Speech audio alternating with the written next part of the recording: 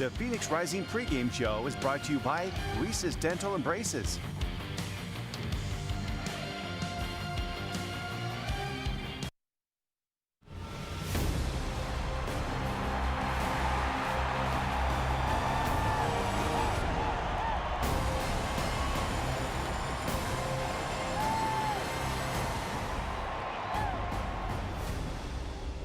Shots at Phoenix Rising FC, riding a 4-game winning streak, take their talents against one of their most bitter rivals and Western Conference foes in Orange County SC in a rematch of the 2018 Western Conference Finals. Tonight's pregame brought to you by Reese's Dental. Tyler Terrence, along with the ex-German pro Devin Kirk. Glad to have you with us, and this Phoenix side cooking right now. However, the departure of a couple of big players in Kevon Lambert and Junior Flemings, and last time these two teams met, Devin, it was the last loss for Phoenix back on May 4th. It was a really poor start from Phoenix. Orange County made the most of it. However, Phoenix would find their way back into the game. John Picaro came on as a substitute, but it was too little too late. It's a weird flow to this game, wasn't it? You know, the choppy with the yellow cards, 8 overall. They would get the penalty from Aiden Quinn in the 28th minute. Michael Seaton would add a second.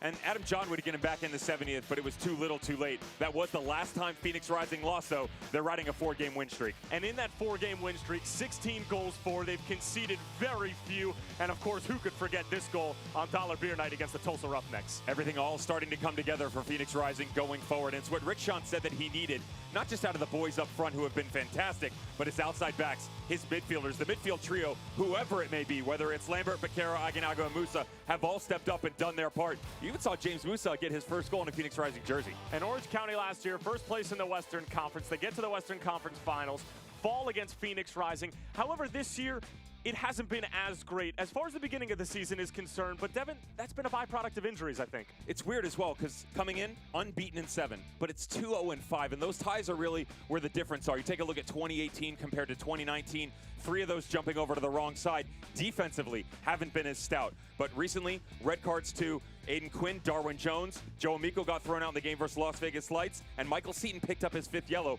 Also turn it around. No Christian Duke, still waiting on him. Ariano coming back.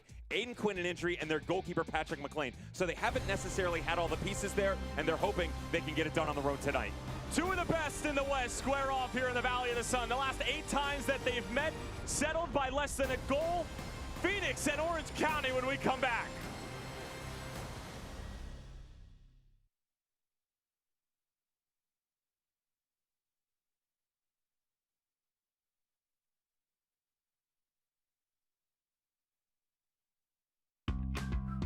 At Arizona Federal, our passion is to help out the community where you live and work, because where you bank should make you feel good.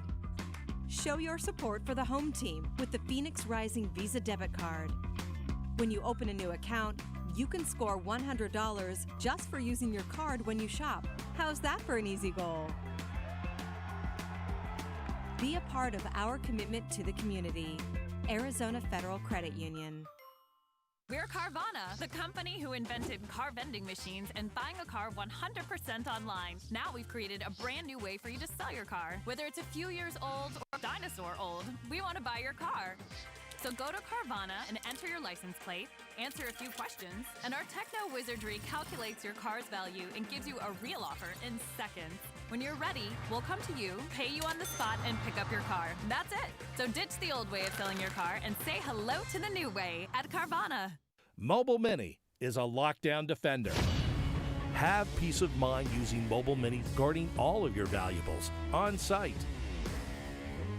at home, or at your business.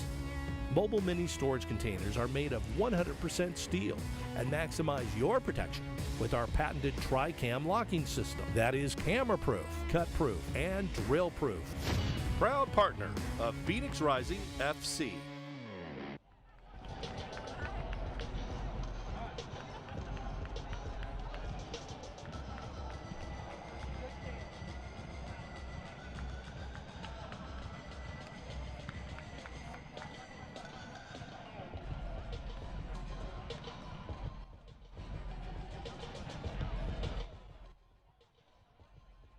Always a little extra something when Phoenix and Orange County meet, and they're doing it right here at Casino Arizona Field in beautiful Scottsdale, Arizona. Just a reminder, tonight's game brought to you by Equality Health. Tyler Terrence, along with the former German pro Devin Kerr, glad to have you with us wherever you might be tuning in. And we'll take a look at the starting 11, beginning with Rick Johnson, Phoenix Rising FC. And we're going to see that center back pairing again of Luigi Mala and Joey Farrell along the back line, Dev. Nice shift by Luigi Mala coming back in and solidifying himself, especially when AJ Cochran is still taking some time to come back. Just the one change for Rick Johnson.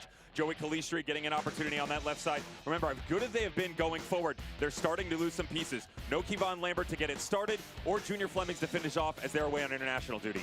And on the other side for Braden Cloutier and Orange County SC, we talked about all the injuries that they've been enduring. However, even though there are injuries, there's still a boatload of talent on the field. You have to remember that though they're not exactly the results we saw in 2018, they're still right there. I mean, as close as this Western Conference is, they've still set themselves up nicely to succeed. That'll be no different tonight. What'll be really interesting to see is how this midfield plays out, because he likes to rotate his pieces. Liam Trotter could sit a bit deep. They could go into a 4-1-4-1. Then Avai can go on the left. He can go on the right. All of those guys, that midfield five, outside of Aiden Quinn, who will stay on the interior, all like to rotate from side to side. That'll keep this Phoenix Rising squad second-guessing themselves. And Aiden Quinn, always the maestro in the middle for Orange County. By far one of the best central midfielders in all the Western Conference and potentially in all the USL Championship, as Orange County coming off of that 1-1 draw against the Las Vegas Lights. They've had 3 red cards in their past 2 games. Just 1 red card was issued in their game against RGV, and then they would be shown 2. And for Las Vegas Lights FC, I mean, at home against an Orange County side, a good result at 1-1. And meanwhile, for this Phoenix side, Devin, the departure of Junior Flemings, the departure of Kevon Lambert, we've been so used to seeing Junior Flemings out on that left-hand side that when both of were preparing our boards for tonight, you cut out Junior Flemings' name and you taped it on your board thinking that he was still playing. Smacked myself in the head and go, oh, I gotta get this out of there right away, because it's penned in, right? Every single week, the result that has been on the playing pitch has been quite nice from Junior Flemings. And for Orange County, one thought, remember this, with all of those movements coming forward and the suspensions, they've got to find a way to stay on the field. Go back to their loss back on April 20th against OKC Energy FC. Braden said that, you know what, we weren't getting stuck in enough. We weren't really going into tackles. We are a blue-collar team that needs to put in more work. You've seen it a bit choppier from the referee. He's had to call a lot more fouls. They've broken up a lot of run of play, but they've also got themselves in trouble, so they have to be careful there. Officially underway from Casino Arizona Field. Again, Tyler Terrence along with the ex-German pro Devin Kerr sitting about 2.5 centimeters to my right. 3 points up for grabs in the Western Conference, and they're always a big 3 points when Orange County and Phoenix toe it up. And it was 2 red cards in that RGV game for Orange County and 1 in the Las Vegas game. Still 3 red cards in their last 2 matches. So discipline as well as injuries coming into play for Braden Cloutier's side. But Devin, as you said, even though they've had all of this turmoil and all these question marks flying around their side, they're still unbeaten in their last 7. There's only 2 wins. They're still in the conversation as far as the Western Conference is concerned. They're sitting outside of the playoff spot at the moment in 11th place. But again, in the West and how congested everything is, 2 wins can basically propel you into more or less the top 6. Similar to what you saw out of the format of Phoenix Rising earlier on this season, where it wasn't an injury problem. They were just trying to figure out their system, but not the greatest of results. A lot of ties, they had a lot of comebacks, they let in a lot of goals, but they found a way to keep themselves relevant. And that's the most important thing, because to your point, Orange County wins tonight, they jump into 6th. So everything's so tight in the West, but Braden has given himself the ability to stay in there. Also, Michael Seaton picking up that 5th yellow card. He's suspended. So can Vinicius be the number 1, number 9 up top go-to guy? Luigi Mala muscles it the other way. Joey Calistri running after it, just making his 3rd start for Phoenix Rising. He comes away with it, beats Kevin Alston to the ball, and able to win Phoenix Rising FC a corner in front of the south end.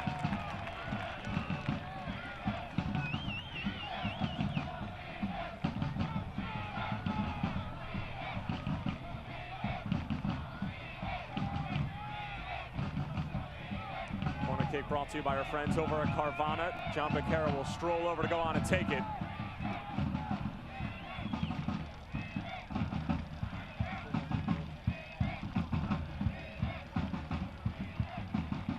Becerra going towards the back post, was hoping that Amadou Dia might be able to get there, but it'll stay with Phoenix. Now 2.5 minutes in, coming off of that wildly impressive result on another dollar beer night here at Casino Arizona Field. 5-0 against the Tulsa Roughnecks. 2 goals from Junior Flemings, a goal from Andrew Wheeler-Aminu, as Dumbuya whips one in. It'll pop back on for Dia. Baquero whips in a teasing ball. Great effort! And Adam John's header just flashes wide. And John, coming off of that incredible goal against the Roughnecks, was a few feet away from converting in the opening 3 minutes. Junior Fleming's no problem. Just a great ball. Teased in here to Adam John. He has McLean beat if he can put it on frame. Well done by the midfielder to see the 2 trailing runs on the back post for Phoenix Rising. Immediately, you can already see the pressure on that back line for Orange County. Not the best of decisions initially by Kevin Alston, and then just rotates back around in the second chance.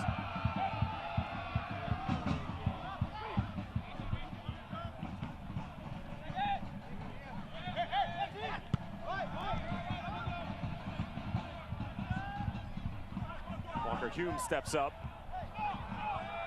Contact from Joey Farrell, but Victor Rivas, our head referee, not interested in the contact. Vinci, it's a little slow to get to his feet. Dia trying to bring it down.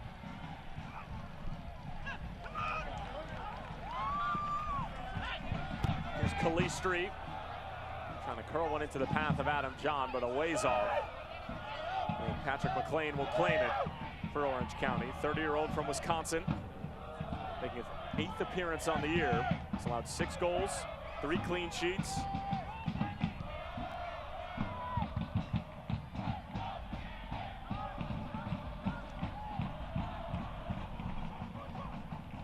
Let's take a look at tonight's Mayo Clinic injury report.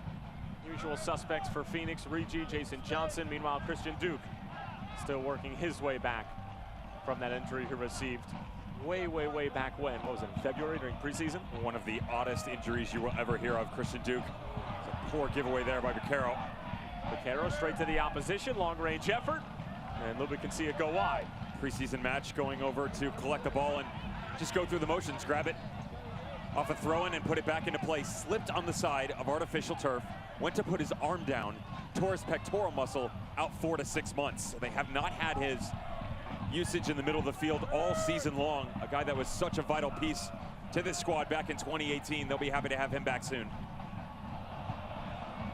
Lubin very close to giving it away there. Still might be on for Orange County. And now is as good a time as any to take a look at tonight's Allsco uniform report for Phoenix. Their classic red and blacks.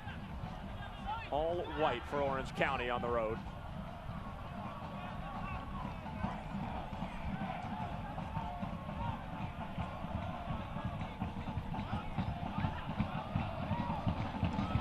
Good ball the other way. Mustafa Dumbuya racing to it, trying to peel it in for Joey Calistri.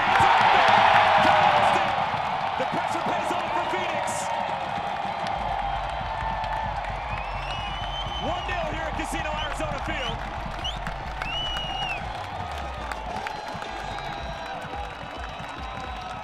Early on, we saw Kevin Alston, questionable decision playing out of the back, and earlier on this year, back on March 23rd against New Mexico United, he had probably one of the worst games we have ever seen in his professional career. A guy that Rick Shuntz has a lot of respect for, and great pace on that far side. This ball just gets whipped in. To be fair, Joey Calistri gets it wrong, does not time the run right, needs to cut back in. Kevin Alston trying to bring this back across his body, takes a little hop, skip, and a jump off his knee, then his chest, ends up in the back of his own net. Phoenix out in front. Well, it's more than awkward from a wily veteran of the beautiful game. And just a look of disbelief for Braden Cloutier, and especially against a team like Phoenix that has so much offensive firepower. They don't need any help going forward. More so a back line that has been struggling to get all the pieces on the field at the same time. Walker Hume back there in that center back position. They brought over Hugo Arellano. Massive amount of experience coming over from Galaxy program, some experience at Chivas as well, and they were going to pair him with Leonardo. They got a few games together, and then we mentioned Arellano picked up that injury. Owusu Ansah at left back tonight. We mentioned Joe Amico with the red card. Kevin Alston has been that constant guiding light at the right back position, who can also play on the left. Unfortunately, just a poor start to the match.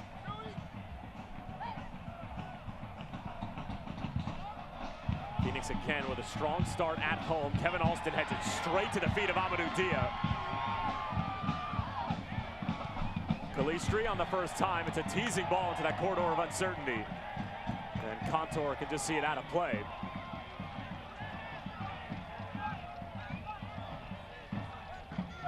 Don't miss the Memorial Day sale on now at Arizona's largest Ford dealership, Sanderson Ford. Not only will you get the biggest discounts and incentives of the year, you'll also get an additional $500 Visa card with the purchase or lease of any new Ford.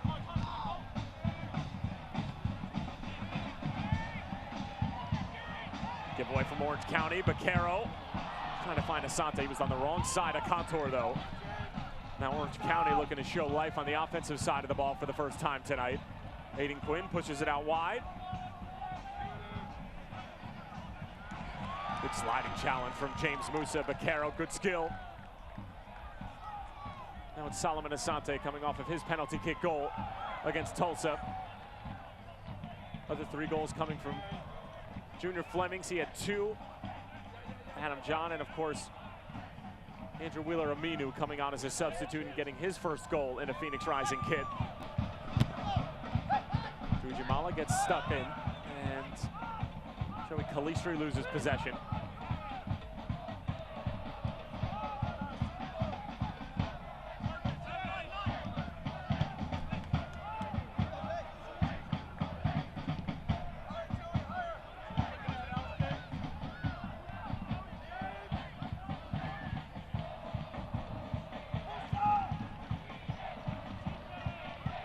Crisostomo. Bit too much on that. Joey Farrell first to it.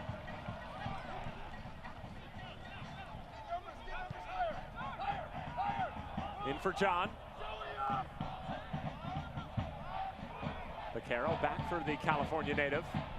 And he gives it away to Contour on the far side. This is the start of a very tough stretch for Phoenix Rising. Home against Orange County, on the road against Reno in Wednesday night soccer, albeit on a Tuesday night. And then at OKC Energy FC, and home against T2. And Devin, you and I were talking about this before we came on air. For Rick Schantz's group, not only is this a difficult stretch in terms of the teams that you're playing, that almost all of them are inside the cutoff line with the exception of Orange County, who are obviously still quality. But there's so many different styles that you're going to have to adjust to, and the coaching staff has their work cut out for them. Such a tiny window as well. And then follow that up, by the way, they have to go on the road to HEB Park and take on RGV at the tail end of all of that. But it does go back to not just scouting and execution, but roster rotation as well. A lot of these guys coming up, FC Tucson players getting opportunities. Most recently, Andrew Wheeler-Aminu coming on, making an impact. It was a chip attempt. And so when you get these chances, take full advantage of it. And we've seen that so far. Rich Schanz has given glowing reviews of what they've been able to do. Austin Ledbetter involved in that, Kyle Bjornathan. But when you step up, Colin Fernandez coming back from injury, he's going to get a look. How about when Ben Spencer gets called upon to help out the attack going forward? All of these guys have bought in to what's being sold out here in the desert. Now they just have to execute, and they've done quite well in the recent weeks, but there still is a massive amount to play for and a rough road ahead.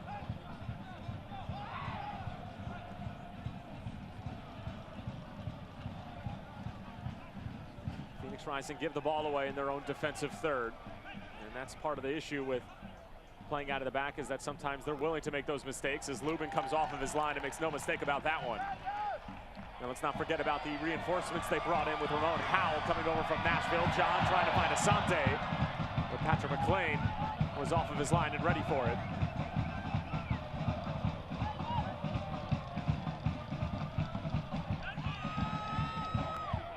Phoenix win it back again, and that pressure just continues to pay off. I mean, we saw it in spades against the Tulsa Roughnecks. However, that was probably the worst we saw Tulsa this year.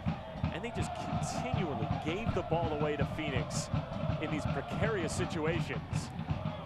And the Red Fury and the Banditos had a party at the time, enjoying those 5 goals and 0 conceded on Dollar Beer Night. Farrell trying to get on the right side here. Lubin off of his line, makes a terrific save.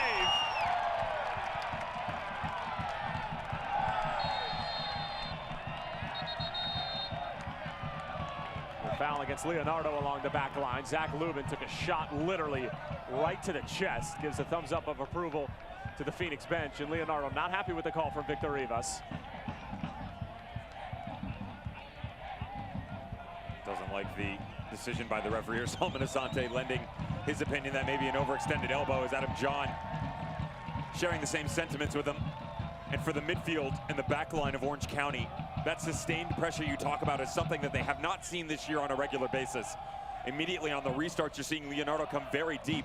And that's fine when that initial ball comes, because Rick Shantz wants to do that. They want to push numbers up there and make them play out of the back. But in the middle of the field, Chrysostomo's sitting deep. He's also going to need help from Aiden Quinn and Liam Trotter. It can't just be the one-man game. That outlet has to be 2, 3 deep, so that when Phoenix steps up there, it's not one there and one there. You continuously push, apply pressure in different areas, and so that Orange County has to give themselves more than one look to get out successfully. Rick Shantz saying that it was his group's probably best all-around performance of the season. 5 goals for, none against, and really dominated from start to finish. A bit lackadaisical coming out at the start of the second half, but other than that, very, very happy with the way that his team played from start to finish. However, they do play a bit differently when they're without the likes of Kevon Lambert, and of course, Junior Flemings was a part of that match, but now away with Jamaica at the start of Gold Cup. First game actually took place about an hour ago between Canada and Martinique. Canada coming away 4-0 winners. U.S. will start their campaign on Tuesday against Guyana, part of that group of death that involves Panama and Trinidad and Tobago.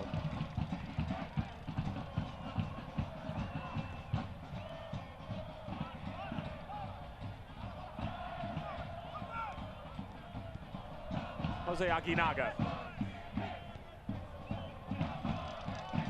Calistri in for John. Good entry pass. It's a bad first touch now. Somehow gets it away. And we'll go back to Orange County. There's a good look at Amadou Diaz stepping up. We saw Mustafa Doumbouya on the right side as well. And asking Rick Shantz about that, he talked about the rotation of players. And with Lambert stepping off, a lot has been given his direction and what he's able to do going forward. The continued movement and development of him going forward as a professional, how he needs to be more offensive in the movements going forward, and you've seen that. When James Musa steps on, he gives you a different look, and one of the complaints you heard out of Rick Shantz was that he wanted more movement out of Amadou Diaz and Moose going forward. Felt like the outside backs needed to get more involved in the run of play, and it almost forces you when Lambert steps away and Moose comes in, because what he does is Musa will step in, he'll drop in between the center backs, they'll rotate out a little bit, almost turn into a 3-back system, similar to what you could see in Louisville at times. And the outside backs get really high. They get involved in the run of play. There's a lot more pressure, especially when the ball gets turned over and they don't have the ability to play out of the back. And I said, is it something that maybe is a blessing, but also kind of a detriment as well? He goes, look, it's a good problem to have. Our philosophy stays the same.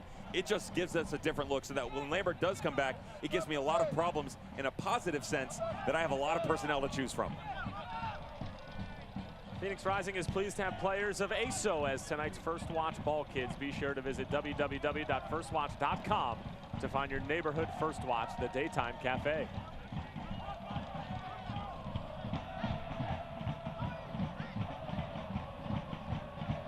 Jose Aguinaga, Solomon Asante, positive first touch out from underneath his feet. Doumbouya was looking for John, back for Solo. Solomon Asante splits a couple defenders. John lays it off. Calistri! 2 for Phoenix! And it's a first for Joey Calistri here in the desert. Terrific team football. 2-0 against their bitter rivals.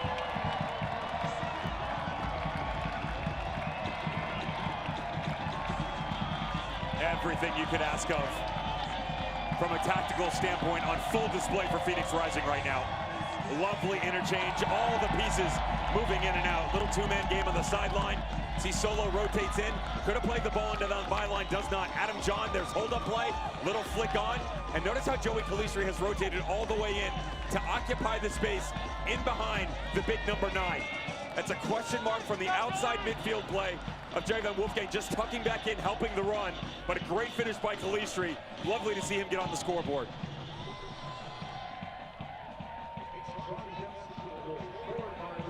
Joey Calistri, who has not got a ton of opportunities to start for Phoenix. But obviously with the departure of Junior Flemings, Rick Shantz says, I know I have the guys to be able to step up. Joey Calistri was one of those guys at the top of the list. As Calistri commits a hard, albeit it looked like accidental foul against Kevin Alston. We mentioned this is just Calistri's third start. He actually went down to FC Tucson during that bye week a couple weeks ago. Performed well, scored a goal, and from what Rick Schatz told us, said that he probably should have had 2 or 3, to be completely honest. But for him to be able to get his first for Phoenix, now up 2-0 against one of their most hated teams in the Western Conference in the best way possible in Orange County, couldn't ask for a better start. They were real high on this signing. Joey Calistri coming in was under Anthony Pulis in 2018 for St. Louis FC. And frustration started to boil over. It's Crisostomo who's shown mustard here in the 19th minute. James Musa, the unfortunate beneficiary of that challenge. Seems okay there as the late challenge comes in across James Musa. And with Joey Calistri, just a lack of minutes and overall regularity in his performances. And sometimes you just need to gain guys some confidence. That's a pretty confident challenge coming out of Crisostomo in the middle of the field. Bruising body from the California native getting stuck in. 2 number 6s doing battle, trying to win the 50-50 challenge. Orange County just looking for something in the shape of momentum to get back into this match. Conceding a third would not look nicely. It's 20 minutes in if they've struggled to find form early on.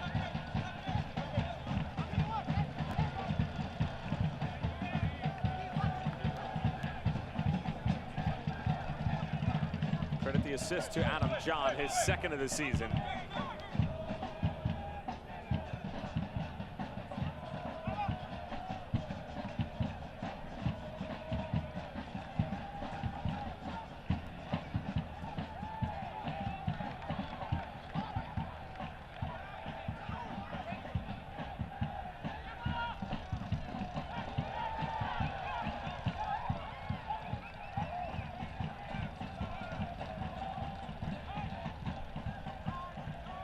Just knocking it so perfectly right now. And keep an eye, your midfielders, your 2 number 10s basically, because they play with an inverted 3. Aguinaga coming all the way back. You had Becerro on the far side as well, because your outside backs are so high and you can do so. And that's the rotation we talked about, where you're basically going, okay, Aiden Quinn, Liam Trotter, you go mark Aguinaga and Becerro. But if they start to step with them, they can't leave that space in behind, so they let them go. So you let your playmakers come and get the ball. Then they account for the overlapping runs of the outside backs. But oh, by the way, you've still got those guys congesting the middle of the field after they play that initial ball. That's the movement, both on and off the ball, that is so dangerous for Rising. Good ball in. One initially by Trotter, back in from Musa.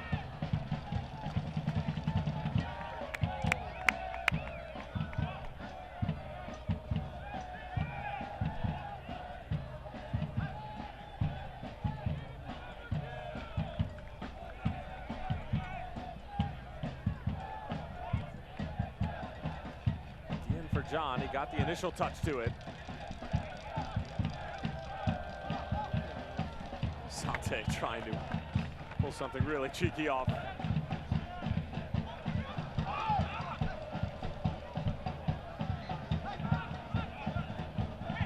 Defensively, in order to track movement like this, you just have to communicate ever so appropriately.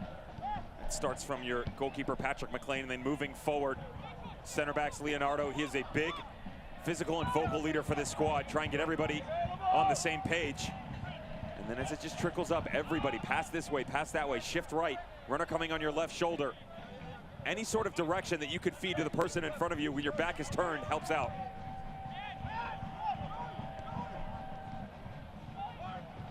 Almost given away by Phoenix. Musa comes away with it. And Aguinaga will slow things down yet again. The 2019 Nissan Armada, intelligence with attitude. Shop your local Nissan store and choose Nissan.com today.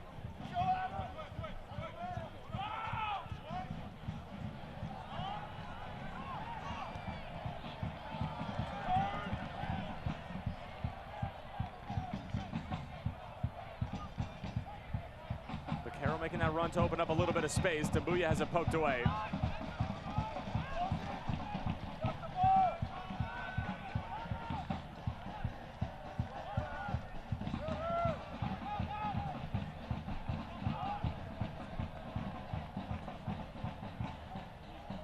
Positive first touch from Harry Forster. Forster still with it, around Aguinaga. Here comes Alston around the bend. Kevin Alston on the first time. Good ball in. Won by Joey Farrell. Trotter settles it down. Chance here for Orange County. Aiden Quinn sends it over the bar. And Orange County definitely has the quality to be able to break this pressure from Phoenix, but those moments where they do give it away, Phoenix are making the most of them. It's difficult in the outlet as well because we saw that initial one about 90 seconds ago. Vinicius had tracked back and bounced off his heel, goes the other way, go back to Solomon Asante. So they're not exactly getting the bounces going their direction. But to your point, top quality movement on exhibition for Braden Cloutier's squad. You can see just that interchange that Phoenix Rising showing, Orange County capable of as well. But can they find that outlet pass and then continue the movement going forward? Once you break the first line, you're not done. There's a second and third wave defensively for Phoenix Rising. It's really the first true test we've seen out of Orange County so far. Dia over the top for John. Where have we seen that before? Aguinaga thought about pulling the trigger.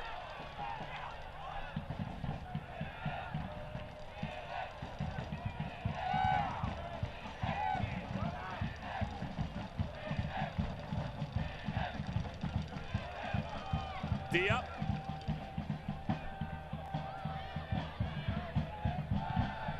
Does really well to win a corner.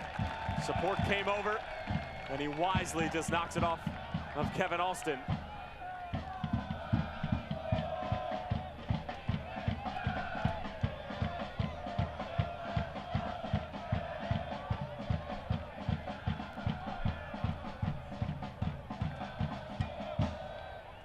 Corner kick brought to you by Carvana. Asante at the near post. And last touch off of Orange County. Those unfortunate bounces we talked about just a second ago.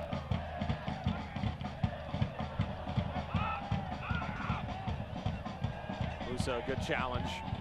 Straight over the top of Jerry Van Avike.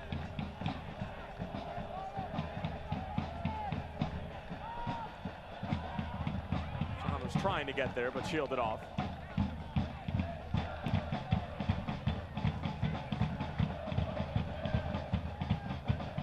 My apologies on the Van Avike. Devin and I have made the full commitment to go Van Wolfgang, seeing as Jerry's done the same. Go full Van Wolfgang. Yeah. Never go full Van Wolfgang. You can't. Of course, Jerry Van Avike combining, and it's the backstory on it, he combined his last name with his wife's last name, turning into Van Wolfgang. Got married, what, a year and a half ago now? 18 months or so? I think it's awesome. It's a smart move. I want to be very clear here. We're not going Kerr Walden. We're not. We're not combining last names. No, no. That's not on my side. Respect that move, and it's great. And there's a good look at Jerry. Of course, great talent. Had some opportunity under in Russell in the past, and their great run of form. This manager over there, you know, and but no, that's not the movement that I'm looking for, personally in my home. Okay. I don't remember asking, but could be Tyler Kerr, Terrence Kerr. We could go with that.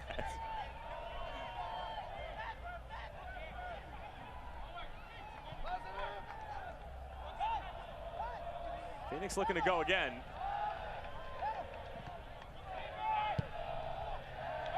And a little bit of rush from Calistri and a hand of apology to Solomon Asante.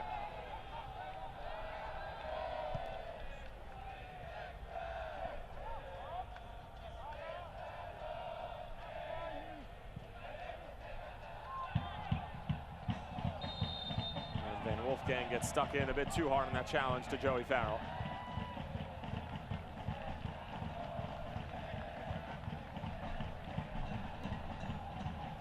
About the center back pairing of Joey as well as Luigi Mala.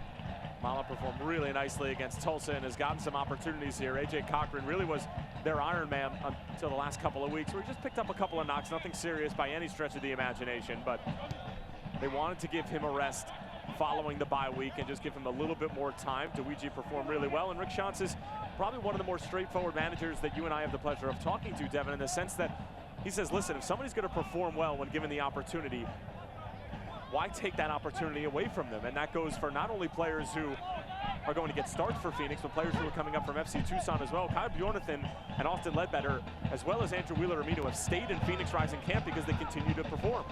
You go back to the center back position, and Duigi Malo, remember, coming into the season, we asked Rick, said, you know, maybe what is one of the biggest surprises? And he said, it's not that it's a surprise to me, but Duigi Malo, so talented and hadn't necessarily take that extra step, had earned the shirt. He started on the back four to start the season off, and then just headed in the other direction.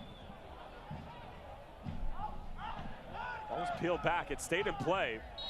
An opportunity for Mala to get back into the lineup now, and he said, you know, I sat down to Duigi and I said, listen, just because you're not getting the opportunities doesn't mean I'm going to quit on you. You have too much talent, you got to keep your head up, keep progressing. That's exactly what's taken shape over the past few weeks.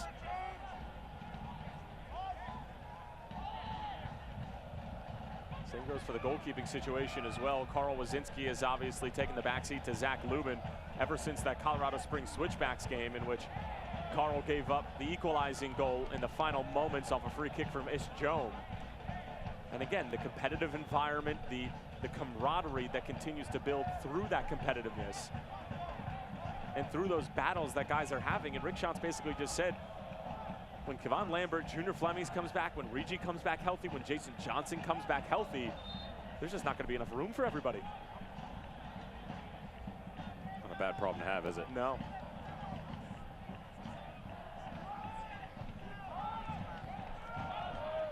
Aiden Quinn. And Wolfgang pushes it back out. Contour.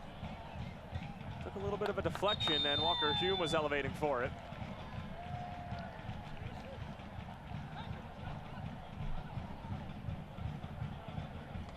And we're going to have a hydration break for the first time in the desert in 2019. Devin, thoughts on the first half hour?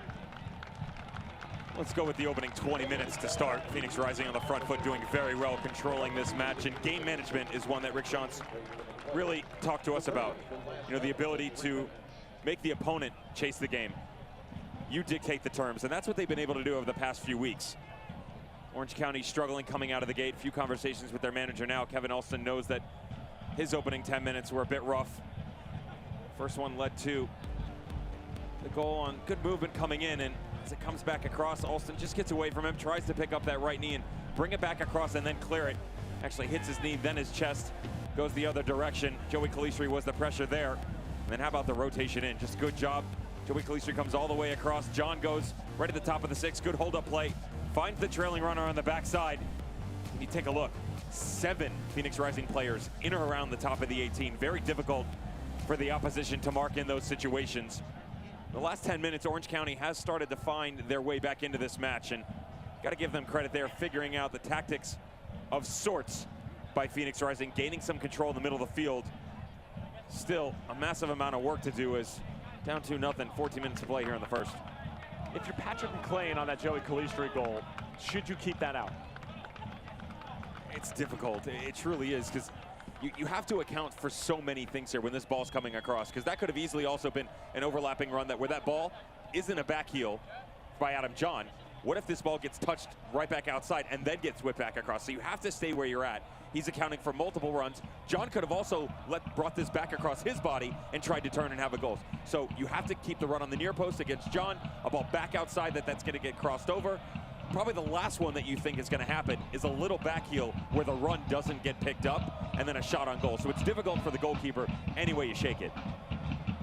Certainly a frustrating first half hour or so for Orange County, but if we've learned anything from when these two teams meet, is that there's usually drama in store. The last 8 games that they've played against each other, the contests have been settled by a goal or less, and obviously the less part of that just simply means that they drew.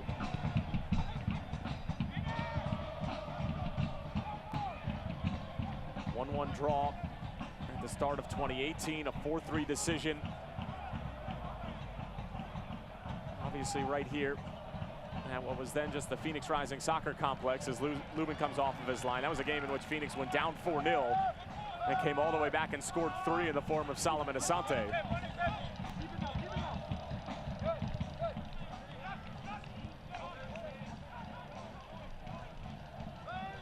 Thanks to our friends at Jackson's Car Wash. You get a free car wash with every Phoenix Rising ticket.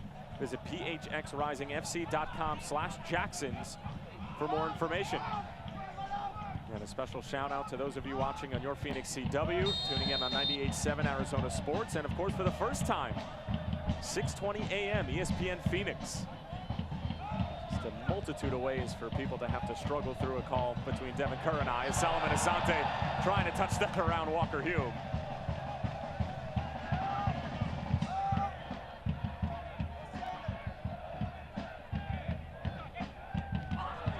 Jose Aguinaga gets a touch in. Kevin Alston. It looks like he's going to get called for the foul. Brady Cloutier is not happy about it. And Victor Rivas is just going to have a talking to with Kevin Alston, who's already had a woeful night. And he's claiming to Rivas that he didn't touch him.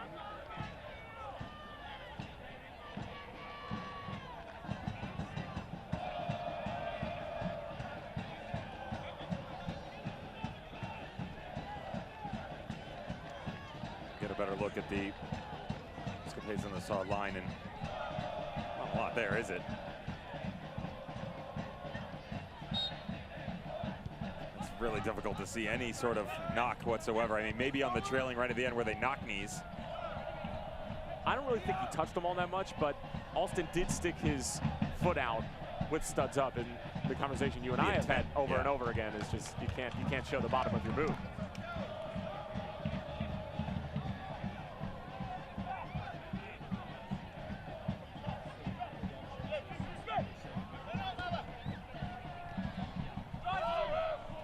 Wolfgang comes away with it.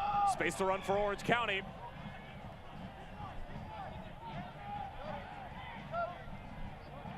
Forster. Intended for Quinn. Aguinaga got a touch to it, but just a slight one.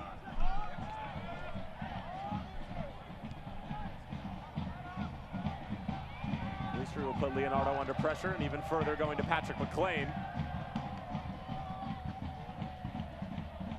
Contour, a positive first touch out on the left wing, and James Musa settles it down for Phoenix. Carroll has to take it away.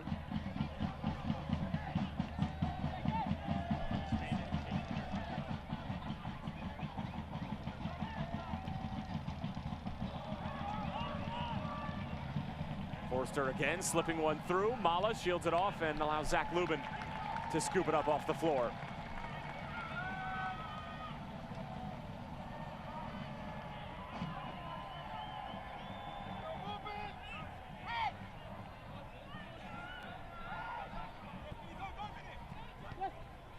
Phoenix Rising fans will be happy to know the Las Vegas Lights currently hold a 1-0 lead over New Mexico United. Out in Sin City, Reno and Los Dos level at 2 in the 36th minute. And that is a really, really late one.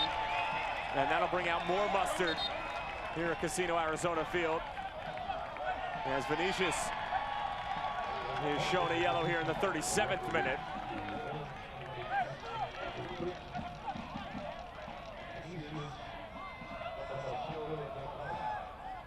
This game's starting to take shape, much like the one that went on in California a few short weeks ago. Remember, the last time Phoenix Rising lost was that 2-1 at Orange County. Late challenge and behind here on Aguinaga.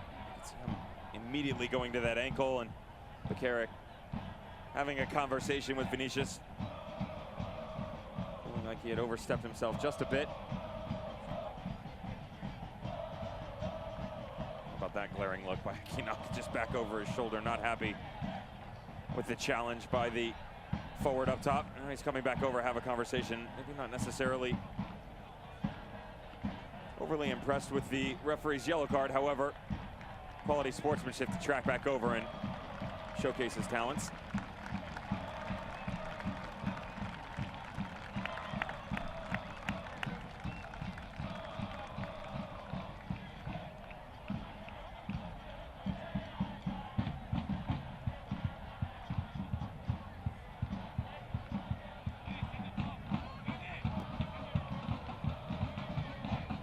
As it stands, due to some other results that are going on around the Western Conference. Phoenix Rising, a live look at the Western table, in first place, level with El Paso on points at 26, but have the slight edge. Well, it's not so slight. It's about a 10-goal differential at the moment between them and Mark Lowry's side. But with New Mexico United trailing Las Vegas on the road, and El Paso's result earlier today, it is Phoenix Rising sitting in first place.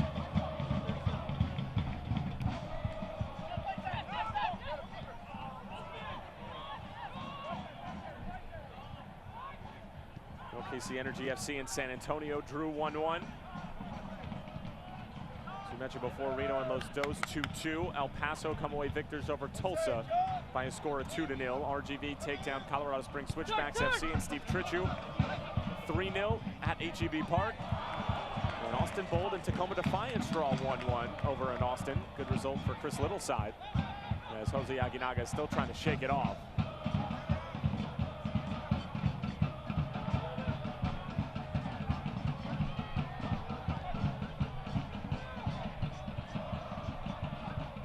Joey Farrell up for the header. Trotter back into the mix, and Mala will go all the way back for Zach Lubin.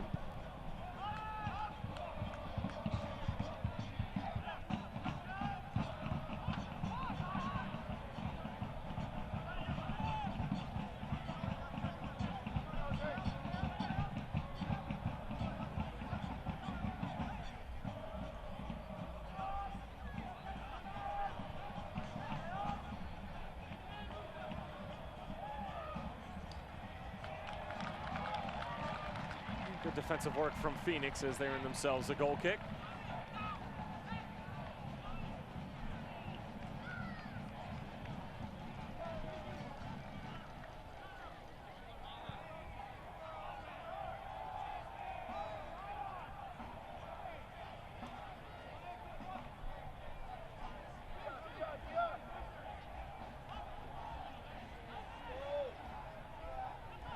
Start to see Orange County starting to play a higher line.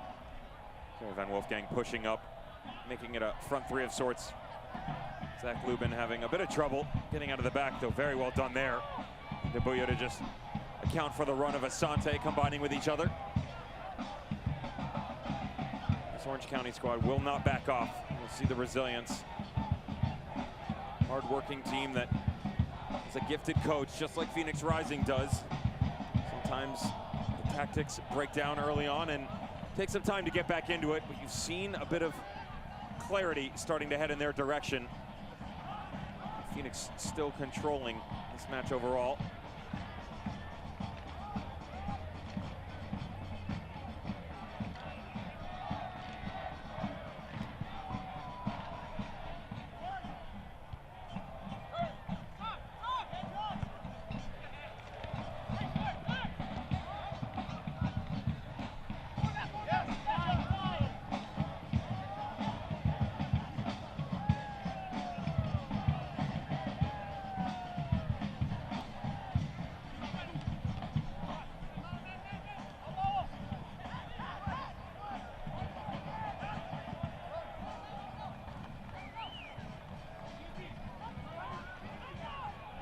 Coming up at halftime, we're kicking it with your Phoenix CW. Host Adam Waltz spends a training day with the team, but does he have what it takes to be a goalkeeper? You can watch it all go down at halftime.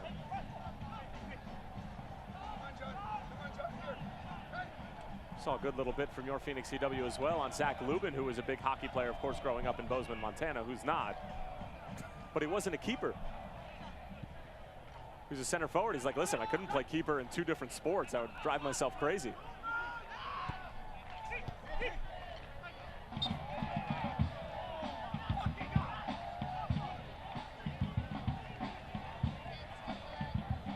You didn't play any other sports, did you? Played every other sport. Played hockey, basketball, baseball. In high school? Football. I stopped playing hockey my sophomore year of high school. I had to start focusing on other things. I stopped running track. I used to do like long distance running as well. It was pretty beneficial for me early on, but at a certain point in time when you're running on the field on a regular basis and individual training sessions, you don't want to turn around and start running cross country. So I stepped off of that. The only sport that I really never played competitively was tennis. my significant other. Interesting growing up in Florida. Yeah, it was interesting. But basketball, football, and baseball stopped when I was 12. It was just too much. And I was allowed to stay with those two, and then eventually you got to pick one. Should have stayed with hockey. Offside flag is up.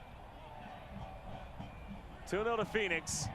An own goal from Kevin Alston in the opening moments, and then Joey Calistri's first goal in a Phoenix Rising uniform.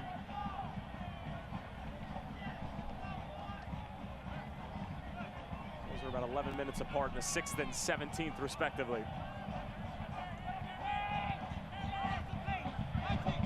Joey Farrell with that big diagonal ball. Amadou Dia brings it down on this near left-hand side beautifully. Vaquero.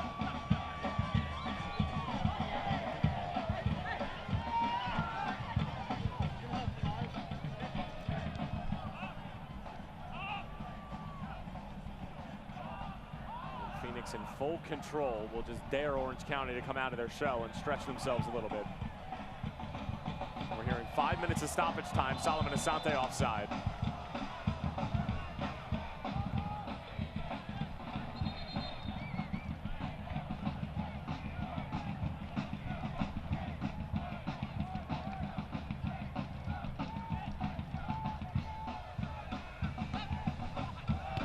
It's now 2-0 Las Vegas out in Sin City. Penalty, saved, rebound.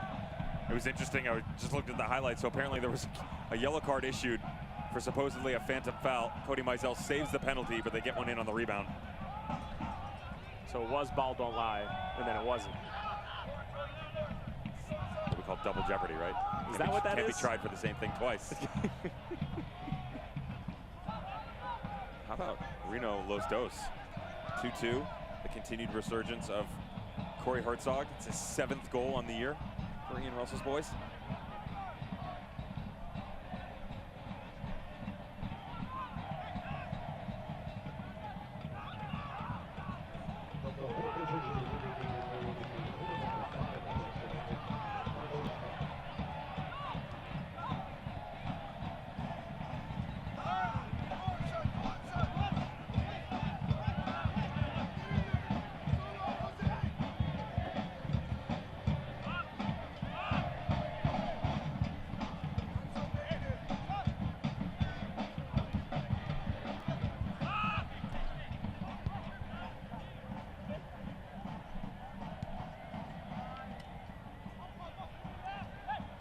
Phoenix certainly taking that air out of this one at the moment. Asante skips away from a couple defenders, just dinks it over the top. Doumbouya offside.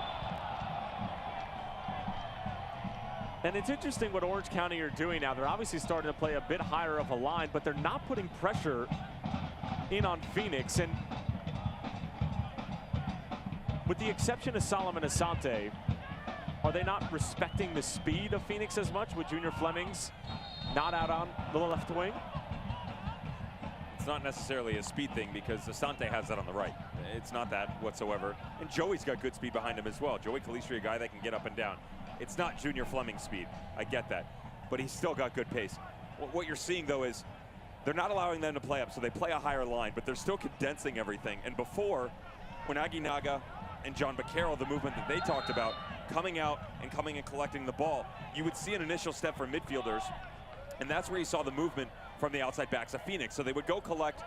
They weren't accounting for that overlapping run. The communication has been better, so they've got all their bases covered right now. So as they push that higher line, there's not the space to be occupied, and also those outlets we talked about that were there before are no longer showing themselves.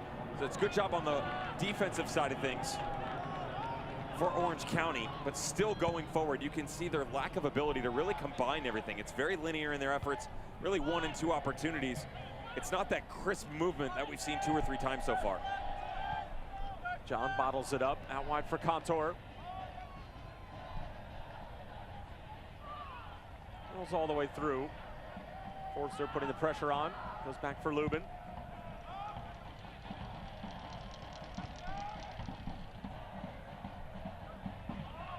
See, they've also moved about the past 12 to 15 minutes. Crisostomo's playing a much higher line. Aiden Quinn, pretty much the out-and-out number 6. Sostamo almost playing not necessarily a 10 type role. It's like a false 10 where he's dropping back in, doing double duty, where he and Liam Trotter trying to share the load going forward while Aiden Quinn starting to dictate possession coming forward. Well, now a corner for Orange County, and this game seems to have lulled out a little bit and hit the doldrums. Joey Farrell is trying to get Phoenix going a little bit on the defensive side of the ball, because a goal here, and it changes everything, including the mood and the momentum heading into the dressing room. Lofted in. Won by Orange County. It's still loose in the box, and Joey Farrell clears it away. It'll be a throw-in for OCSC.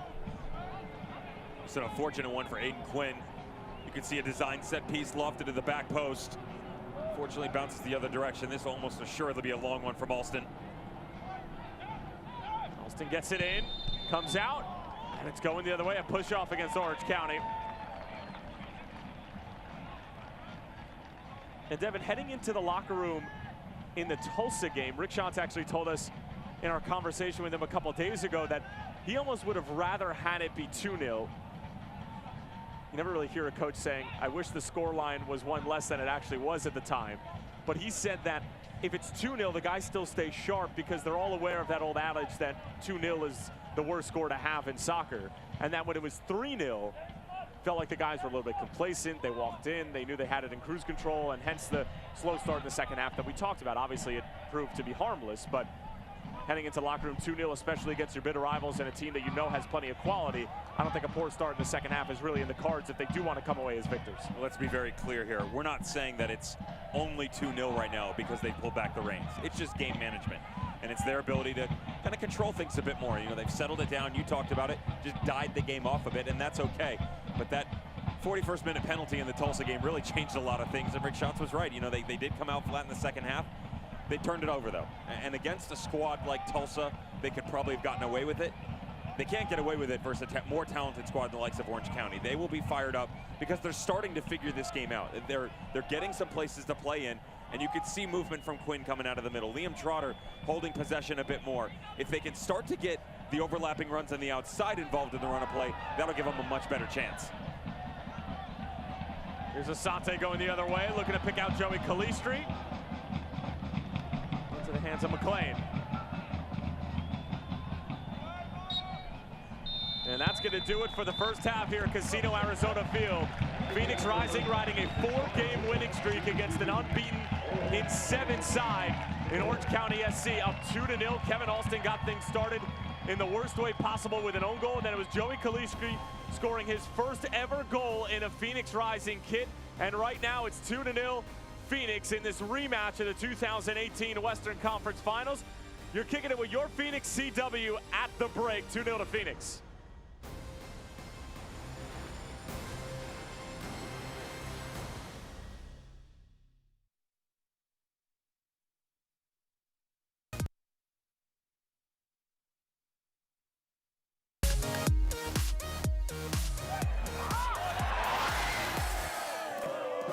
Welcome to Kicking It. I'm Adam Waltz, and today I'm going to learn how to be a goalkeeper.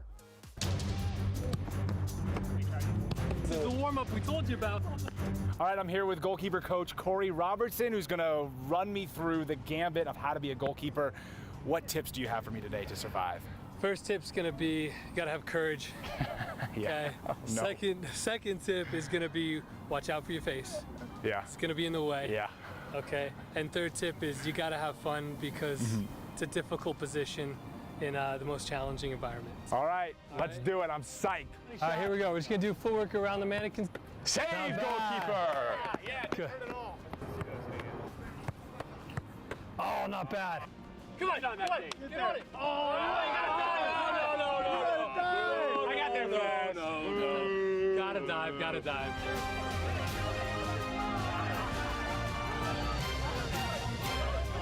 Breakaways. Oh, no. You're the hero or the zero, so we're gonna throw you right in the mix with those breakaways. Save. Okay, save. Oh, late. Oh, we're gonna need help here. All right, there we go. Yeah.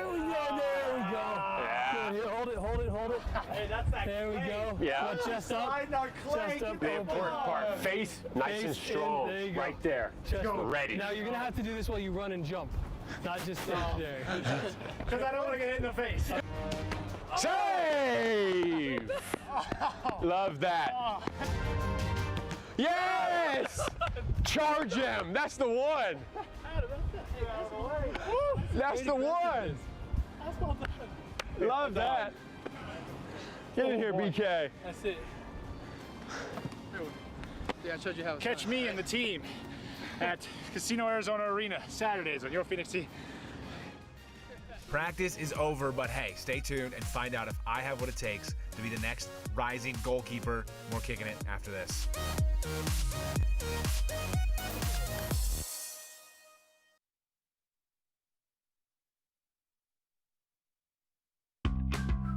At Arizona Federal, our passion is to help out the community where you live and work, because where you bank should make you feel good. Show your support for the home team with the Phoenix Rising Visa debit card. When you open a new account, you can score $100 just for using your card when you shop. How's that for an easy goal? Be a part of our commitment to the community. Arizona Federal Credit Union. We're Carvana, the company who invented car vending machines and buying a car 100% online. Now we've created a brand new way for you to sell your car. Whether it's a few years old or dinosaur old, we want to buy your car.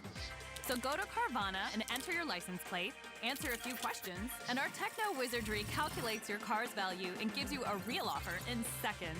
When you're ready, we'll come to you, pay you on the spot, and pick up your car. That's it. So ditch the old way of selling your car and say hello to the new way at Carvana. Mobile Mini is a lockdown defender. Have peace of mind using Mobile Mini, guarding all of your valuables on site, at home, or at your business. Mobile Mini storage containers are made of 100% steel and maximize your protection with our patented Tri-Cam locking system that is camera-proof, cut-proof, and drill-proof. Proud partner of Phoenix Rising FC.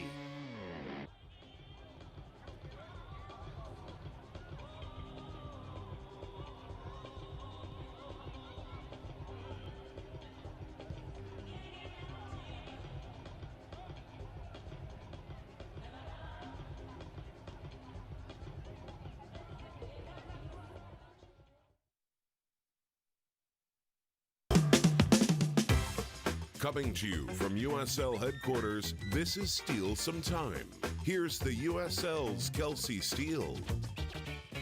Let's hop into the West. Out of week 14, the West was interesting this week. I want to start over in San Antonio and talk about this academy impact that's going on right now for Gallegos. If you have not watched that goal, you need to go back into the highlights and watch that, because this is a 17-year-old kid who created that entire play. He made that run. He demanded to get the ball back. Barmy hit him up, and he, made that one touch around the defender, finished it off, and it was gorgeous. A 17-year-old looking like a 25-year-old. And put the team on his back. Put the team on his back. How about Phoenix's commitment to Dollar Beer Night?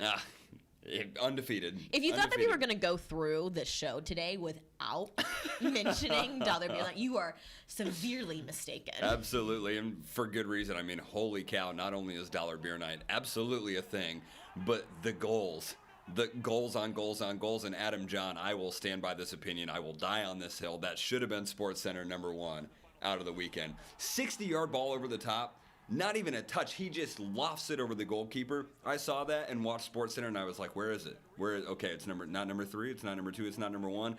I was about to just start tweet storming at SportsCenter on Twitter and just let them know, y'all got that wrong, man. But elsewhere in USL Championship play, we had a few streaks end this weekend. Talking about over New Mexico and, unfortunately, Tampa Bay Rowdies. Their notable streak comes to an end. I think if I'm the Rowdies, I have to see this at least as somewhat of a win. So follow me a little bit here. Okay.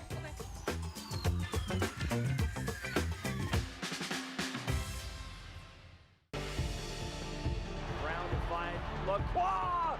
Now it's Musa. Oh, what a hit! Ryan Brown. Oh, that is electric from Phoenix on the break. Shot.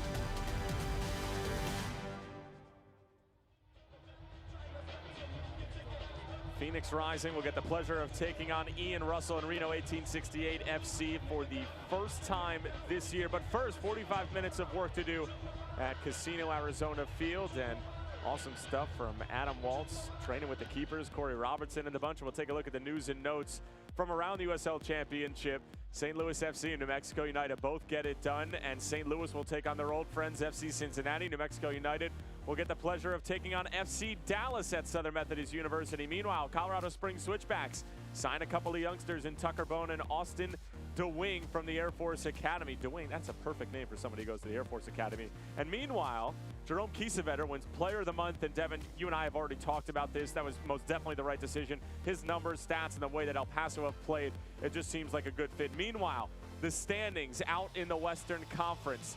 These are live, folks. It is not a typo. Phoenix Rising FC in first place for the first time in 2019. They are currently sitting above El Paso due to goal differential. New Mexico United, last time we checked, down 2-0 at Las Vegas. Still 2-0 at halftime, so a lot of work for them to do. El Paso get a nice result on the road. 2-0 win over Tulsa Roughnecks. Remember, they only have 2 losses this year like Phoenix, and their last one was that game up against Phoenix Rising. So Mark Lowry's boys looking quite nice here in the Western Conference. Well, we're almost ready for the second half. Stick around when we come back. Stats and highlights from the first 45 minutes, and of course, we'll kick off the second 45. Don't go anywhere.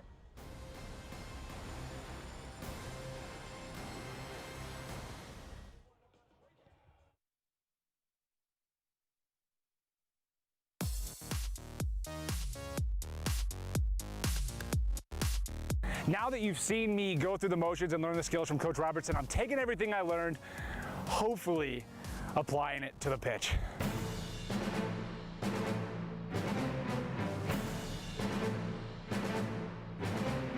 There's no pressure on you.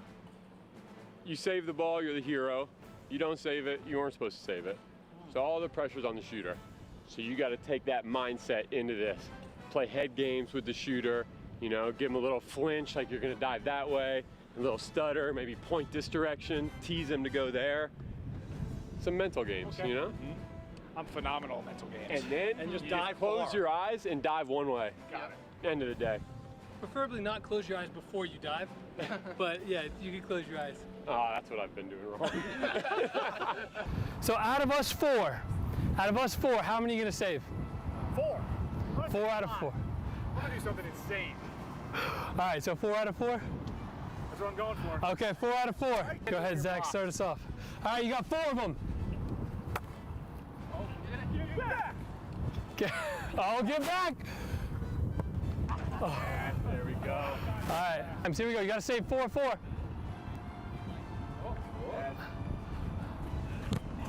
Oh! That's where we want to get set and dive. Go ahead. Yes. Oh, what's he saying? Oh! Are you yelling get back or keeper?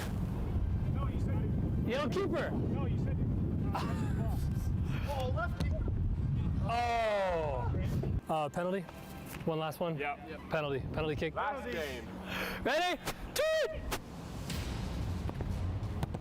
Oh, what? Hey, Carl, what was your instructions? You forgot the dive part. You forgot the dive part. Yep. Oh!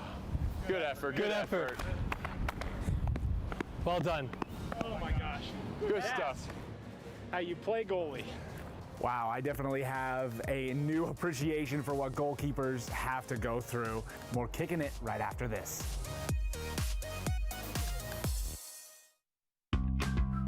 At Arizona Federal, our passion is to help out the community where you live and work, because where you bank should make you feel good.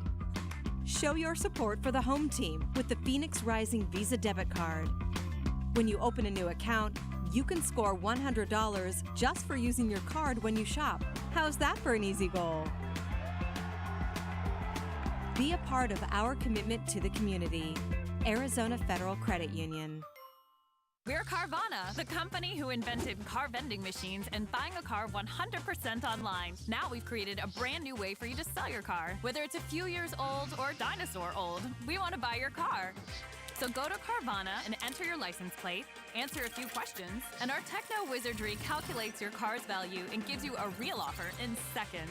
When you're ready, we'll come to you, pay you on the spot, and pick up your car. That's it. So ditch the old way of selling your car and say hello to the new way at Carvana. Mobile Mini is a lockdown defender.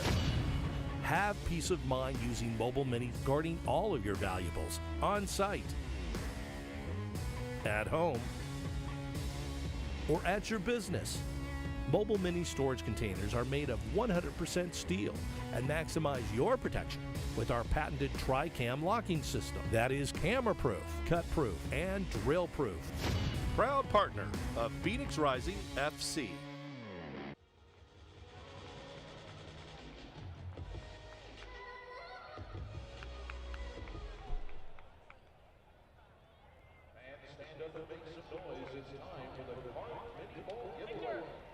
Show your Phoenix Rising spirit. You can go home with a mini ball. Compliments of Park. Do you know Park International? Based in Tucson, Park International is an independent nonprofit advocate for quality and output mini programs around the world. Park International is proud to be a partner of the Phoenix Rising Football Club. As a tribute to team building, overcoming obstacles, and personal achievement. Ask about Park accreditation with looking for healthcare services. Players back out on the field here at Casino Arizona Field. Tyler Terrence along with Devin Kerr almost set for the second half as we'll take a look at the first half of that match. Goals in the 6th and 17th minute for Phoenix, but really after that, from probably, I hate to say it, the hydration break on, it was a rather lackluster first half. And as we already talked about, Rick Schantz in the Tulsa game would have preferred to go 2-0 into halftime. He gets his wish here against Orange County, obviously a much better side historically than Tulsa. As we're going to see Gio Ramos-Godoy as a halftime substitution, and he is going to replace Danny Crisostomo. And he's relaying some tactical information to Jerry Van Wolfgang as well, as we're officially underway in the second half here from Casino Arizona Field. As it stands, Phoenix Rising grab all 3 points and will take sole possession of first place in the Western Conference. New Mexico United, last time we checked, still down 2-0 at Sin City. And the substitution brought to you by Jimmy Johns. Ramos-Godoy, who usually plays that super sub role for Brady Cloutier, gets another opportunity here as this one slipped through, but Zach Lubin off of his line.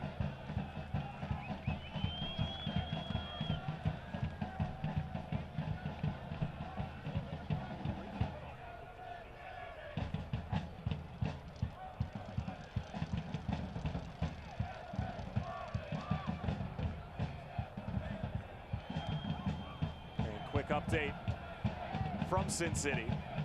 They get 3-0 to Eric Winalda's side, and that's going to be Las Vegas' first win in quite some time, if I'm not mistaken.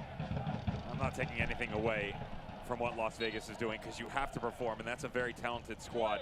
Open Cup hangover. So it's a bit of an Open Cup hangover, but more importantly, it is a lot of roster rotation for Troy Lesesne. And you have to understand that when you look at what they've brought in, Padilla at right back, but Austin Yearwood makes his way into the center back position. Ethan Sampson at left back. So still no Josh Suggs, who's coming back from injury. You look at the middle, Tommy Madden hasn't seen the field in quite some time, paired alongside Salim Muhammad, and then Ryan Williams up top.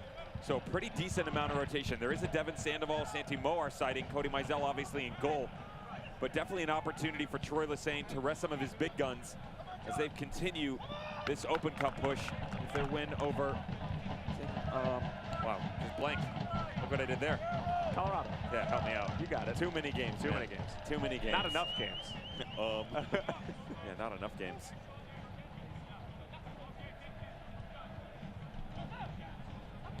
OKC Energy on a 6-game unbeaten run. Draws, but tell that to Orange County. And that was the Fresno of 2018. Remember this? They had, I think they had a win and a loss, and then went on 7 unbeaten, 1-0-6. But as our friend Sam Stockley, who's called some Phoenix games before and calls a number of games USL Championship, he'd rather lose 4 of those games and win 5 of them than draw 7. And I think Brady Cloutier and the Pittsburgh Riverhounds, Bob Lilly in the Eastern Conference would probably prefer the same thing. As this one sent over the top for John Baccaro. Contour played it well. Solomon Asante trying to bottle him up. Last touch came off the Ghanaian though. How about Anthony Pulis in the East? He prefers the tie. Would almost assuredly guarantee that he wants the draw instead of losing and then winning the next week. He would rather have no goals in the back of the net, 3 0-0s in a row with 3 points, than win a game, lose a game by 2, and then win 1-0. But for me, and one of the all-time great managers in Sir Alex Ferguson, he always wanted to win every game. And sure, he did get burned sometimes throwing numbers forward, but when it came down to it and his boys needed to win big games, they already knew how to do it because they weren't trying to go out and draw any game. They were always going out to win the game. So is your argument, and I'm not disagreeing with you, by the way, is your argument the experience that you're gaining? The experience of winning the game, and we've had this conversation as well with a number of the people, including Tim Howard, about the experience of just being able to go out and win a game. And Tim Howard said, there's no better experience for a youngster than to go ahead and play college soccer, play in an ACC game, rather than going to play reserves or play in the U23s for Liverpool in a game with nobody in the stadium. Nobody really cares whether you win or lose. It's just about individual progression. Learn how to go out and win. So let's spin this around and put it situational now. Early on in the season, you go after those wins. And you lose some, you win some, but you are battle tested. 5 games to go at the end of your season. Do you want to be unbeaten, or do you want to have 3 wins and 2 losses? Depends on what the table looks like and what we need in order to... Forget the How table can you results. forget that? No, I'm just saying, let's just say that you've locked in. Oh, Asante on the first time! Asante's done it! And he's given Phoenix another beyond memorable moment. Unbelievable from the Ghanaian.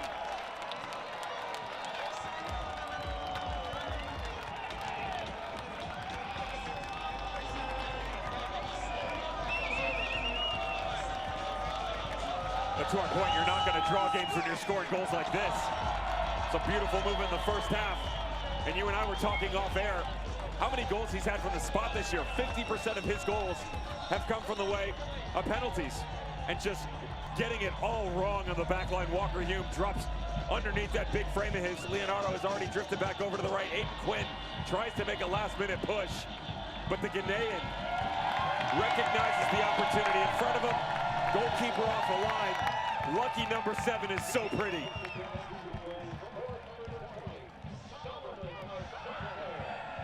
It seems like every single week, Phoenix find a way to outdo themselves.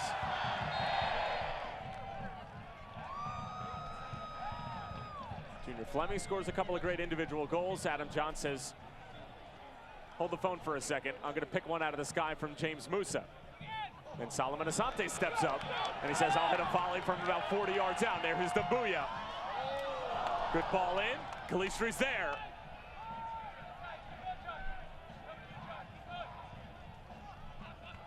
Trying to pick out Baccaro at the edge of the area.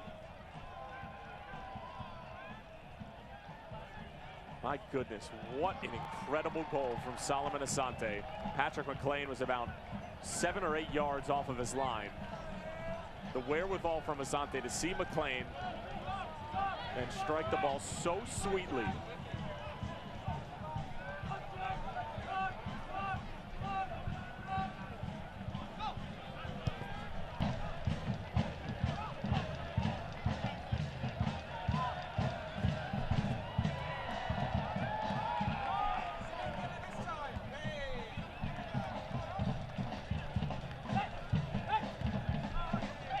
How many smoke bombs were set off on the far side of Casino Arizona Field? You can't even see the corner flag. Look at the linesman. I mean, Where is he? obstructed view just on the backside, the right shoulder of Amadou Diop. That's going to be frustrating. For those of you listening on the radio, it's on the right side of the north end here at Casino Arizona Field, and it is just a fog of red smoke. As another first-time delivery comes across, Calistri! Oh, what an incredible save that is from Patrick McLean. Keeps it at 3-0, denies Joey Calistri a brace. And the 30-year-old with an incredible touch. Asked Greg Cloutier about his goalkeeping situation. He said, look, Patrick had a bit of an injury and was sick, but he is my number 1, and that's exactly why. Great hand on the right post, got a kiss of death from the woodwork as well. Here's John towards the byline, gets it over McLean, and Contour will chest it down.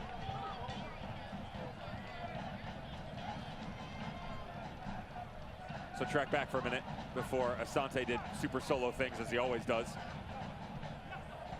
You're in first, cannot be caught. 5 games to go. I don't care. Cannot be caught. I'll lose all 5 of them. I don't care. I'll rest my guys. Ready to go. Answer honestly. There is something to be said for momentum going into a postseason run. No, there is. And when you're up and down in performances. Ask Phoenix, though. They stumbled into the playoffs last year. They got to the Cup final. It could go either way. The issue is that in America compared to basically everywhere else in the world is that you have playoffs. And you need to position yourself accordingly, and that every point is going to count at the end of the day. How picturesque is that? Unbelievable. Beautiful picture. Just tucked underneath on the midway line. Credit to our director, Gage Tillotson, as always, who just does an incredible job on the 1s and 2s. And of course, our producer, Shawnee Yerke, replay operating man is Simone.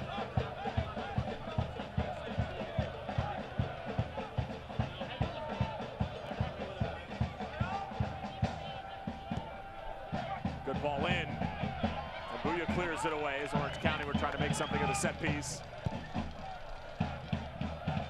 Lubin way off of his line, runs over his own player in the process.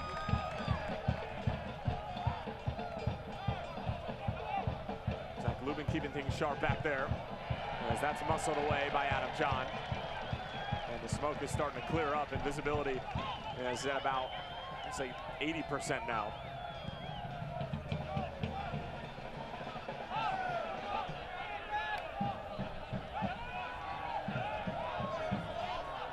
Good thing Phoenix has Zach Lubin back there, not Adam Walls.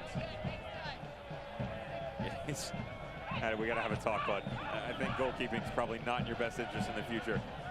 Where do we put him on the field? Marking back. Let him run wild. You want him to run? Well, can't play goalie. Not putting him in a position where he needs to sprint. Center back? No. No? No. But that's the least physically demanding. No. Out of your mind. From a pure kilometer coverage standpoint, least physically demanding. You can agree with that. You have agreed with that in the past. I would agree with that. From the amount of actual distance covered, yes. From a physical standpoint, no. No. Oh, that's a really rough challenge again on Orange County. Harry Forrester. And now James Musa getting in his face a bit. Musa never one to back away from a little kerfuffle after the fact. Nice little shot from Luigi Mala to step over, and Harry Forrester up as Braden Cloutier going to go to his bench once again and try and spark something here in the second half. Hashimoto comes onto the scene here in a 56, replaces Jerry Van Wolfgang, and Hashimoto was one of the difference makers for Orange County, coming on as a substitute in the conference final last year, Dev. He came on as a sub and really started to make things interesting down the stretch after Phoenix went up 2-0. He came on, Orange County were able to score a goal, and then of course Didier Drogba locks things up later on.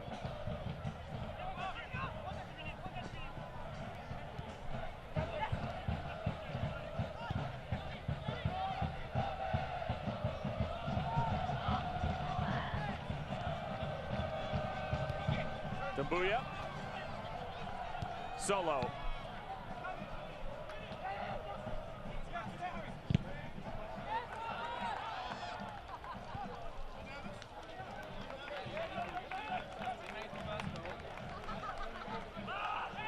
Sante quickly in for Baquero.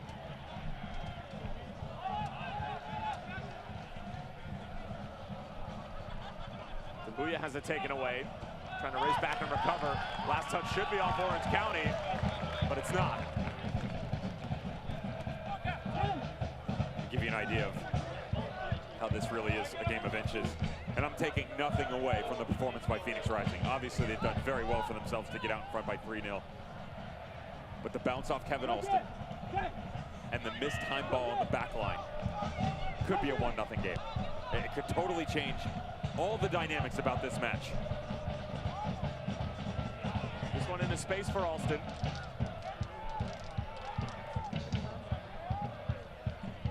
Ramos Godoy. Hashimoto. He lets one fly from distance, and it just flashes past the far post. And Hashimoto immediately making his presence felt.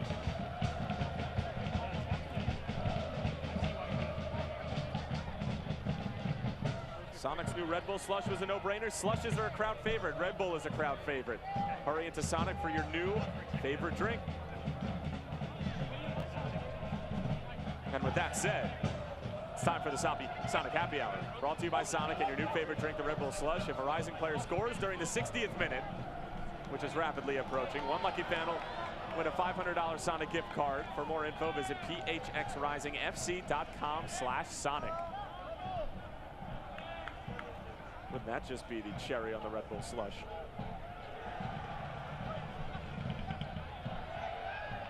Utia away from the defender, taken down from behind. And a set piece coming up for Phoenix. Surprised the card isn't shown here on the trailing run as Orange County shifting again. Aiden Quinn going into the 10 roll, playing much higher up. This ever-evolving 3 in the middle. More of a 4-2-3-1 you're seeing now with 2 sitting midfielders and the likes of Liam Trotter and substitute Hashimoto.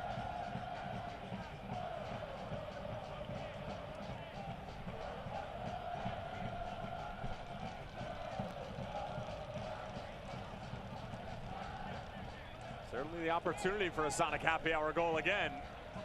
Junior Flemings had the first ever in Phoenix Rising history in that go-ahead goal at the Monarchs in Harriman, Utah. Good look here. Driven in towards the back post, nothing doing. And just like that, the magic is gone.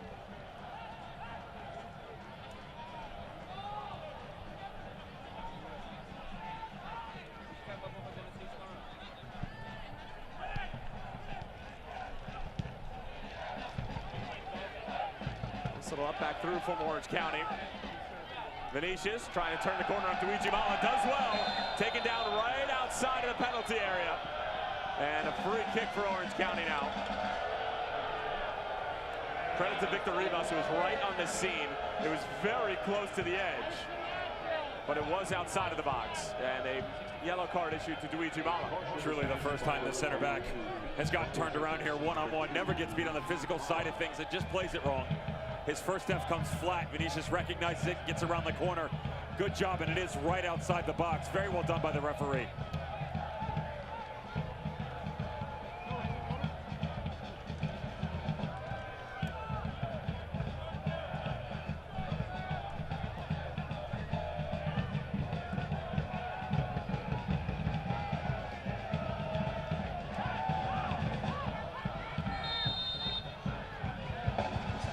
Hashimoto looking for Walker Hugh. Back from Leonardo. Looped back in. Sante gets a header to it.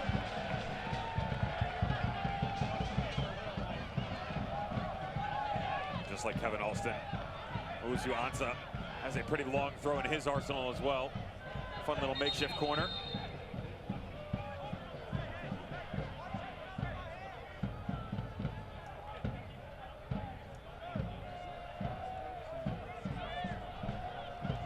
Quite interesting, the difference in rotation from the two squads just there. As the ball makes its way to the far post. Aiden Quinn just a bit stagnant in his movements at the top of the box. It wasn't the case on the Polistri goal where he rotated all the way over, constantly moving.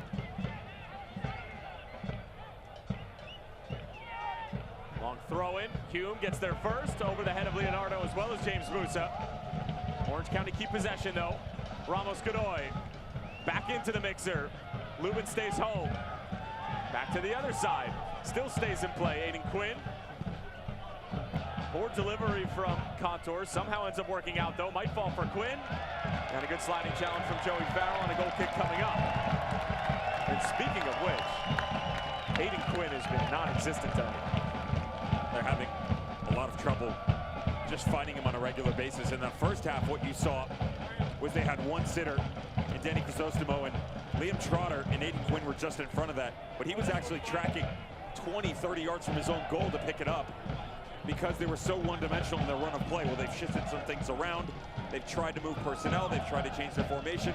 What's happening now is they're basically sitting in a 4-2-3-1. Aiden Quinn is playing in the 10, at least on the offensive side going forward. So he's the lone gunman in the middle of the field, but they still can't find his feet.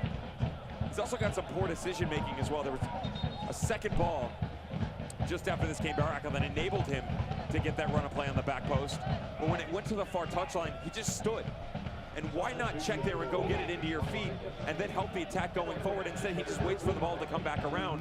And they just don't have that fluid movement that Phoenix has in the middle of the field. And Andrew Wheeler-Amino will come on to make his third appearance for Phoenix Rising, following up his first goal for the home side, and will replace John Baccaro here in the 64th minute. Solid night's work for Baccaro again, pulling the strings in the middle of the field and really setting the tempo. And Wheeler-Amino onto the scene in the 64th. About Baccaro coming off. Bill wink, blink, and nod. Andrew Wheeler-Amino gets another opportunity. Rick Sean's telling us that he was very proud of his performance in his second one. The first one was that 2-minute stint, came on as a substitute at the end of the game, said he went down to FC Tucson to get some minutes under his belt the next day, felt like he was gonna score, couldn't get the breakthrough. But another chance in this roster rotation for a rising player to make an impact. Up 3-0, 25 to play, good chance to help see things out. And for Orange County, just struggling to make their way back into this match. No true momentum for them whatsoever.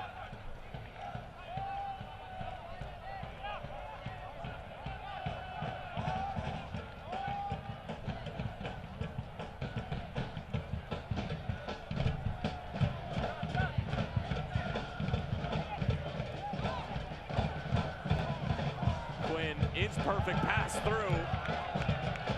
Challenge won by Amadou Dia, though.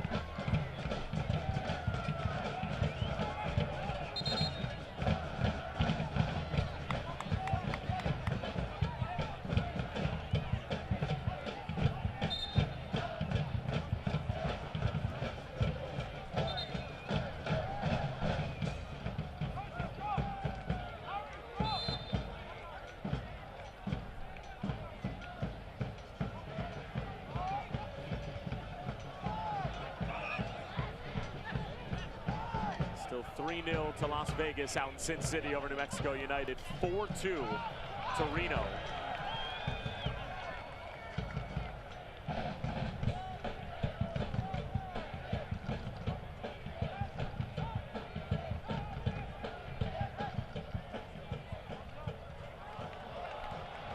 Might fall for Adam John here. McLean has to come off of his line in a hurry. Phoenix can see the South Star peeking around the corner. They're taking on Reno in their upcoming match. Ian Russell's boys, everybody getting involved. Corey Herzog, Wazowski up top, Sam Gleedle, Aiden Apodaca. Raul Mendiola really like that pickup coming over from Las Vegas Lights. He's been great in that 11 on the sideline for them. Playing against his former side in Los Dos.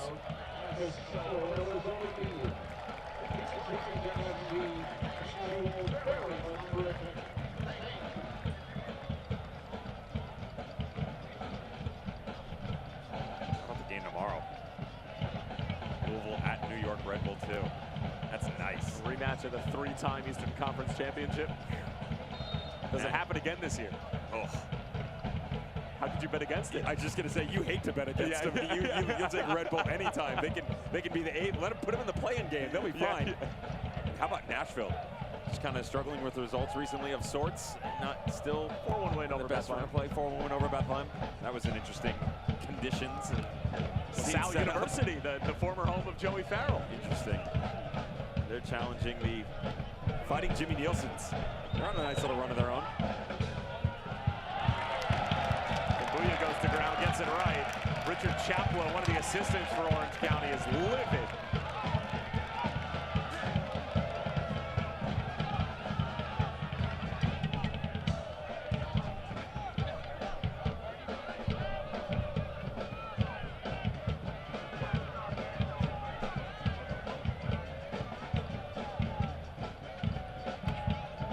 Long throwing comes in, Lubin stays home, won by Farrell. Look at Akinaga skip away from trouble. Working on Leonardo.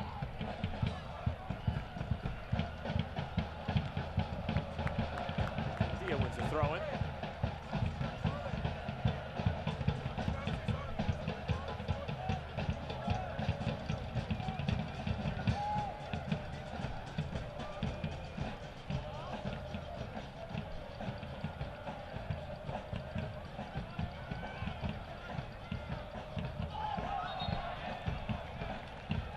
4 points acceptable in this upcoming road trip for Phoenix? You better believe, you ask these boys that question, they'll say absolutely not. They want all of them. That's what it's supposed to be. You can get 4 out of that. That's a win.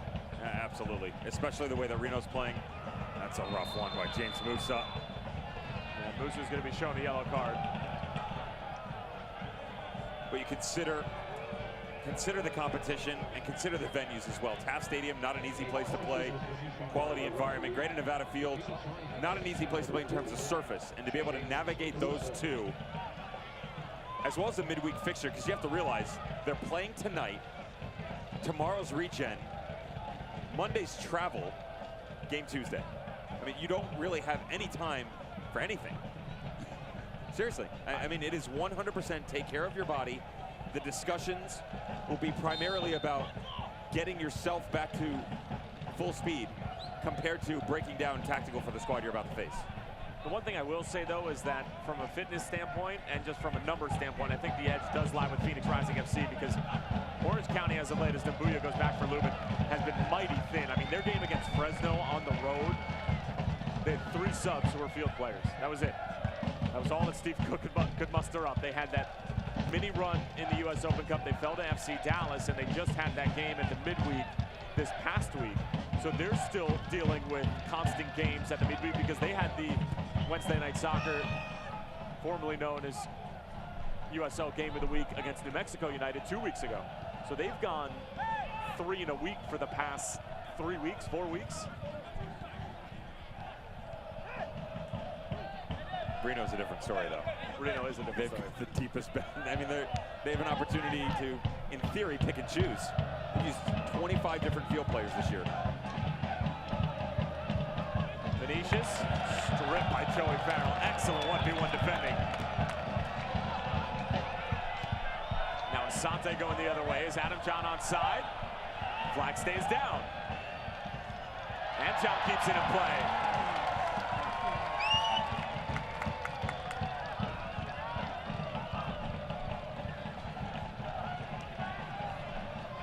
Dambuya getting forward. Oh, it's not a bad idea at all. Dambuya can't get there, McLean.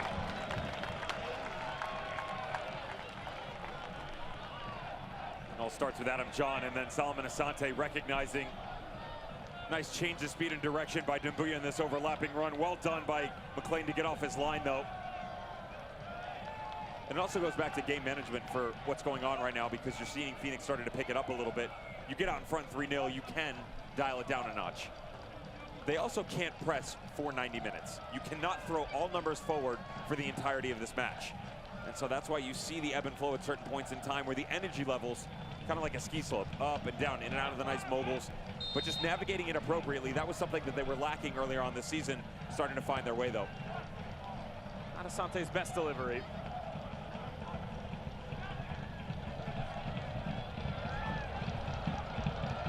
Vinicius showing great strength. Ramos Godoy running with him.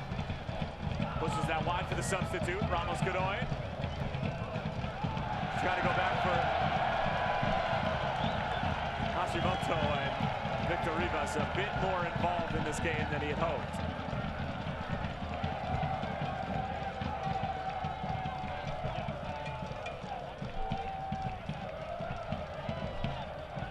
Offensive foul. I'm leaning into that. If I'm coming up out of the back, I am leaning into that. It's not much you're not leaning into. It's nothing against our referees. Managed the game pretty well, but anytime I got an opportunity, I was getting a little knock in there. Do you get called for a foul? No. What did I do wrong? You're in my way. I agree with you. I'm just asking the question. Offside flag is up. How about for Orange County and what they face now? Coming in, said that unbeaten streak. Got a lot of ties underneath their belt. They've got an interesting little schedule. They'll go back home, take on Portland Timbers 2, who do battle with Fresno tomorrow.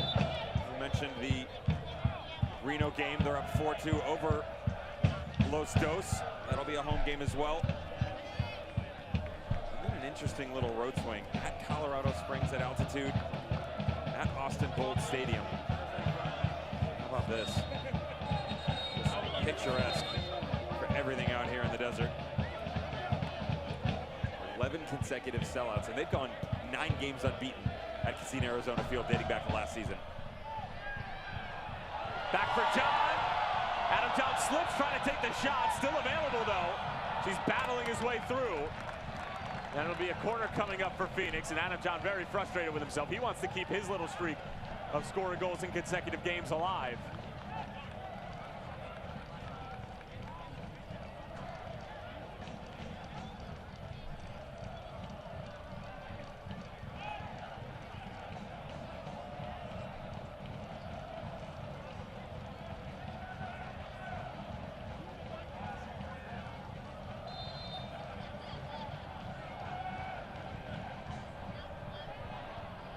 Playing off of his line.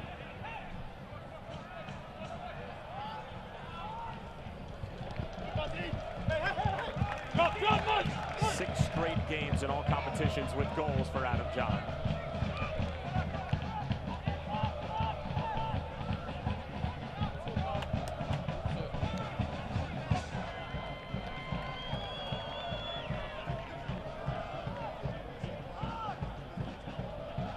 Record was set by Haji Berry, no?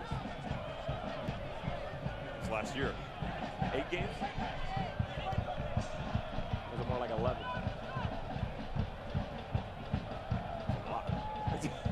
Thanks. Appreciate that. Not a numbers guy, you know this. Long range effort here. Always going wide. It's just frustration. Orange County. What you do about nothing here in the second half. As an attacker, when you do get a look from distance, team not really having the best outing. You'll take anything you get. Why not try from distance? Joey Calici's net will be done. And it's going to be Colin Fernandez coming on. And Joey Calici getting his first goal in a Phoenix Rising uniform. We'll take a look as to how exactly it went down. Adam John with just a beautiful assist. Great team football all the way around. He had a great shift in general, especially what he was able to do in the first half. Remember, he was also involved in that first goal by Kevin Alston that ended up as an own goal, where he was applying that back post run pressure on the outside shoulder of Alston. Good shift by Joey Calici, and just did such a good job at managing his opportunity. As Junior Flemings employs his efforts with his country. And Colin Fernandez makes his first appearance since that loss against Orange County back on May 4th, so it's the old Illinois shuffle. One Illini for another, although neither attended University of Illinois. Joey Calici, Northwestern.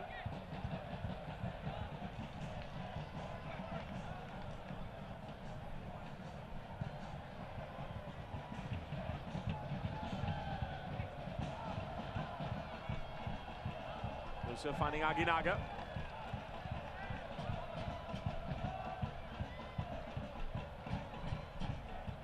Dia, all that pace, and wow, that is a nasty collision involving Dia and Kevin Alston.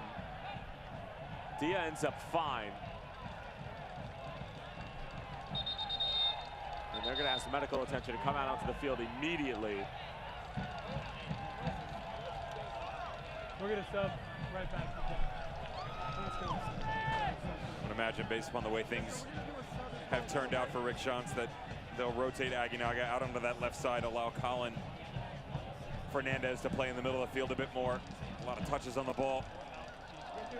Kevin Olsen on that far side, trying to judge this oh so carefully.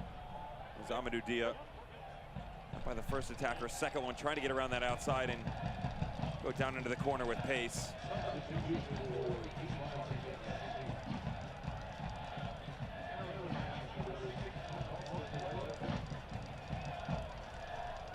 Austin Ledbetter will again make another appearance for Phoenix Rising FC off the bench.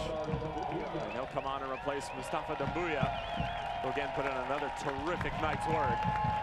Just flying up and down that right flank and providing all sorts of width as well as depth for Phoenix Rising.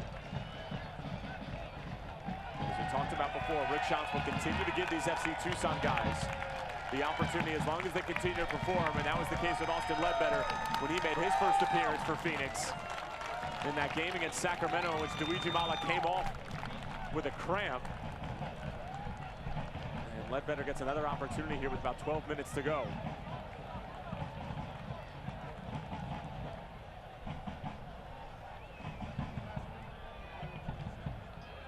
Get your tickets now for the Rising's next home match on Saturday, June 29th. It's a Western Conference playoff rematch with Portland Timbers 2. Visit phxrisingfc.com for ticket info.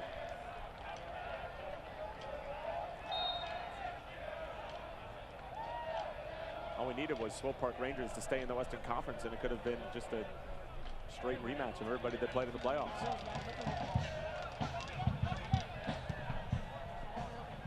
Am I reaching there? Oh, you're good. Okay.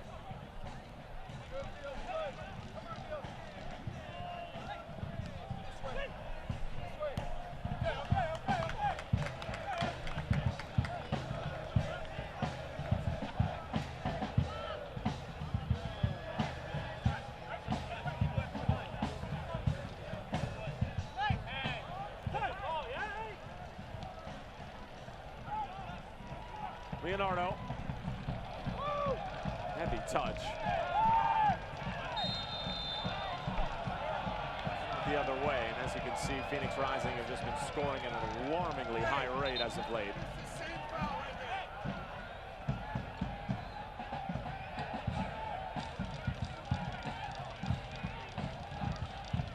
Wouldn't be a bad look to have 8 goals for and none conceded in your last 2 games either, between this and the Tulsa Roughnecks game.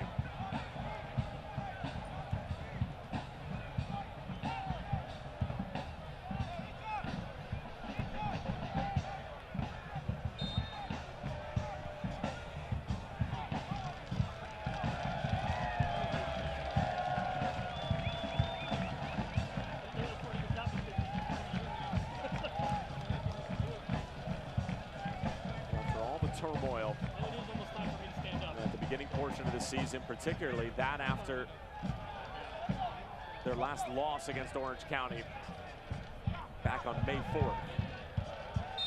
Things certainly seem to have turned around, at least for the moment. This will make it 5 wins in a row, 15 straight points.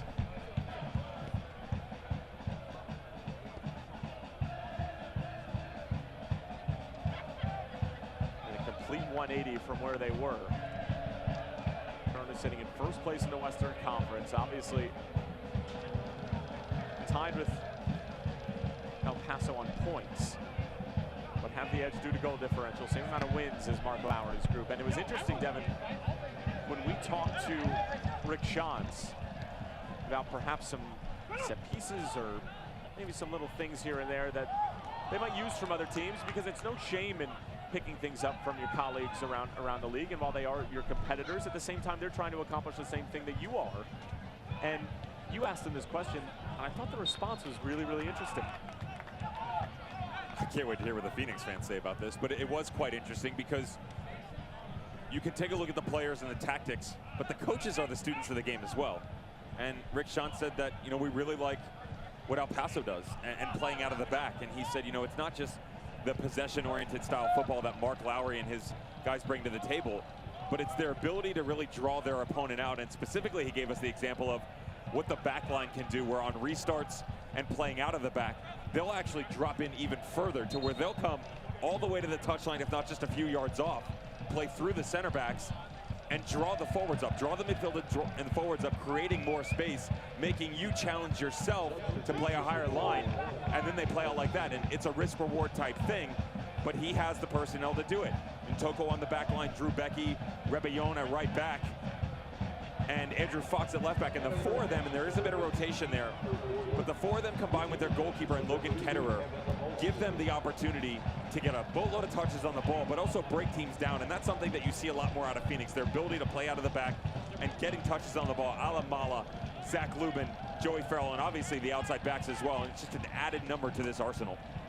So Conor Gordon comes on and replaces Kevin Alston, who's still nursing that injury. It looks to be something along the lines of an upper body injury, especially on the left side. 22-year-old from Huntington Beach, California, who came all the way up through Orange County FC, the U23s for SC. Orange County FC, of course, falling to LA Galaxy in the 4th round of the US Open Cup. They were the last amateur side standing.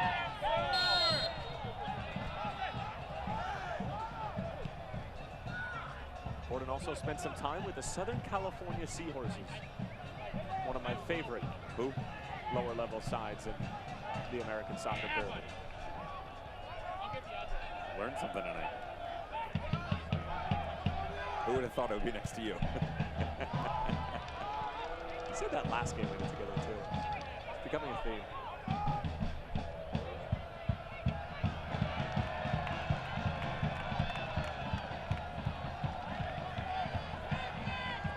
Fernandez going the other way, trying to thread one through. It's not a bad idea, but just running out of real estate in the end.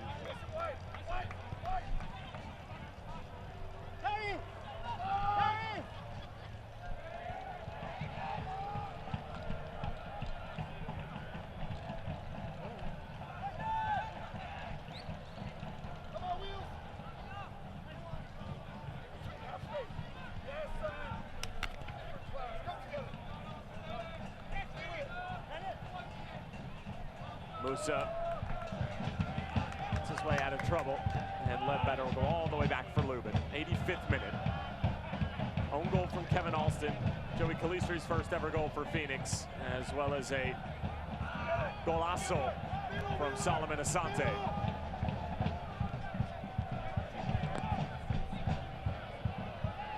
Challenge at the edge of the area, but the offside flag is up. Unfortunate for Orange County. This is some good ball movement. There's the push we talked about. Liam Trotter coming out of the middle. He's having a little laugh about it. Felt like it wasn't off. Venetia's still having a bit of a hard time breaking down that back line.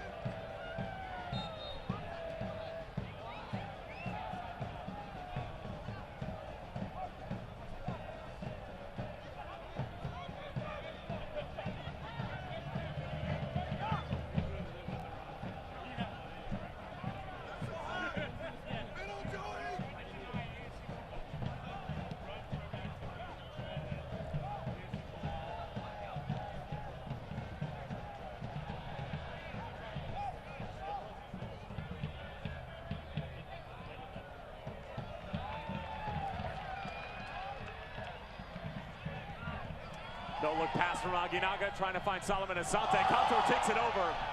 And for a moment, the fans that Asante had a beat on that ball.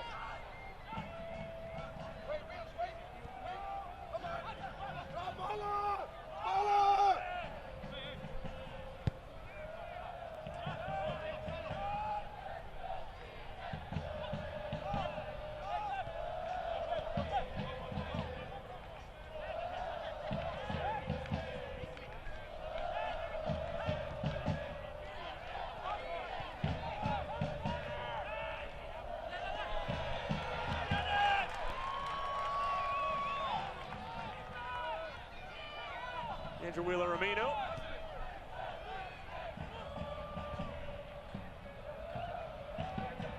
Dia.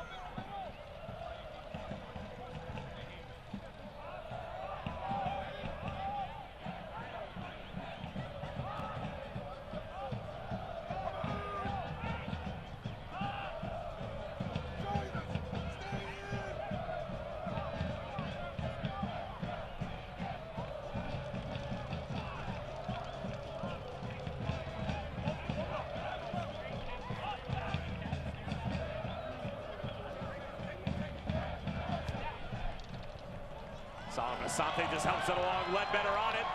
Numbers forward for Phoenix. Ledbetter peels it back. Wheeler-Ramino couldn't get there. First time effort saved by McLean. Asante fixed the initial shot.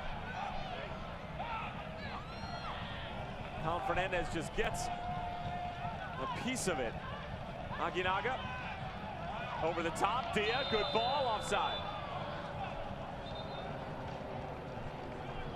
Just a bit of rust here. The overlapping run by Ledbetter. And of course, we all love to play this game with two balls on the field. There's an opportunity for a nice crisp ball on the back post for Adam John, who was trailing. He had Wheeler-Ramino. It eventually made its way to, albeit behind him. That's why he couldn't close things out. And then just the last second chance. Good save once again.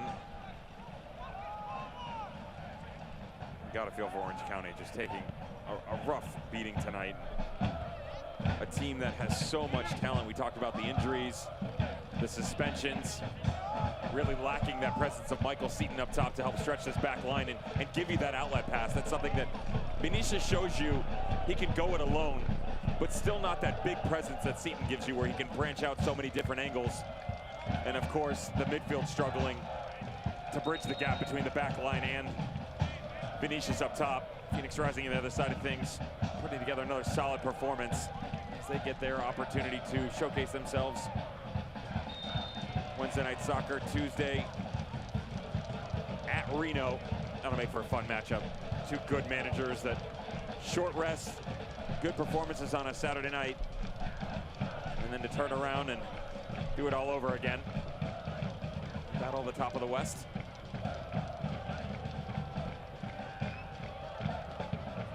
The Banditos and Red Fury have been enjoying a lot of wins and a lot of goals here at Casino Arizona Field as of late. Think about the Las Vegas, RGV, Tulsa, now Orange County games.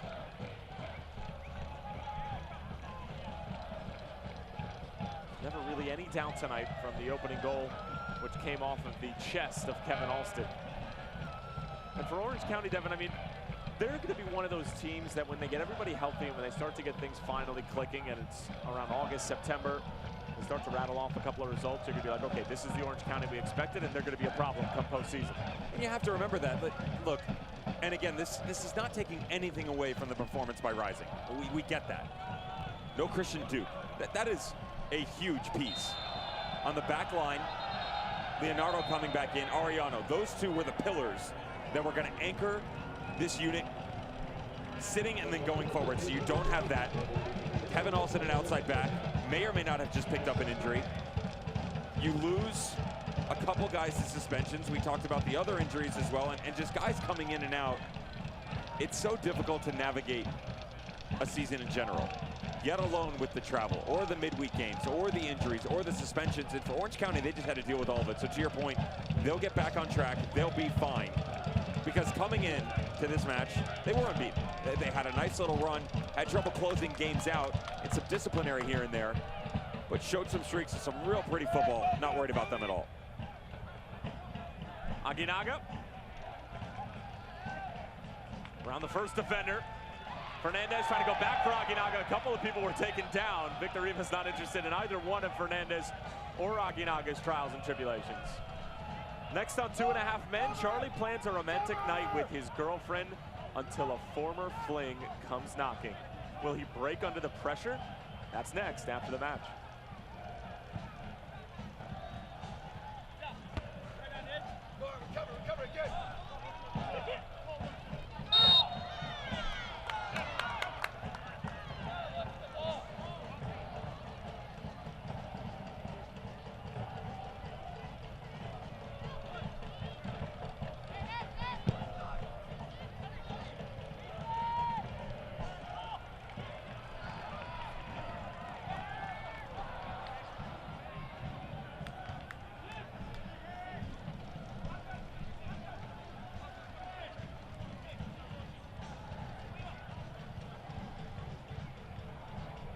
It's all but over now. Everything just academic and a formality.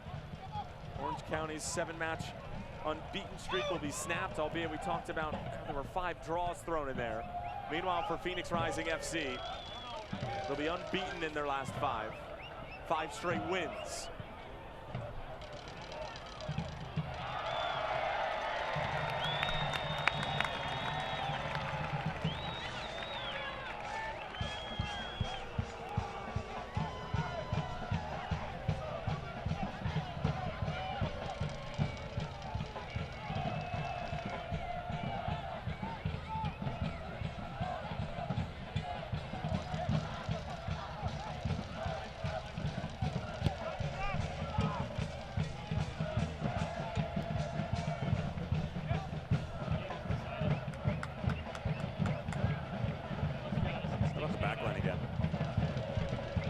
For Phoenix Rising, always nice, and we'll throw James Woods on there as well because of his ability to get involved in those situations, allow the outside backs to get up higher.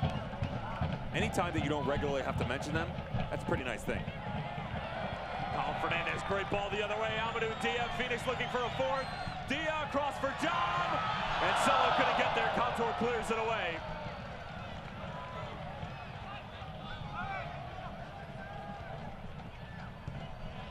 Ledbetter steps up and reads the play beautifully.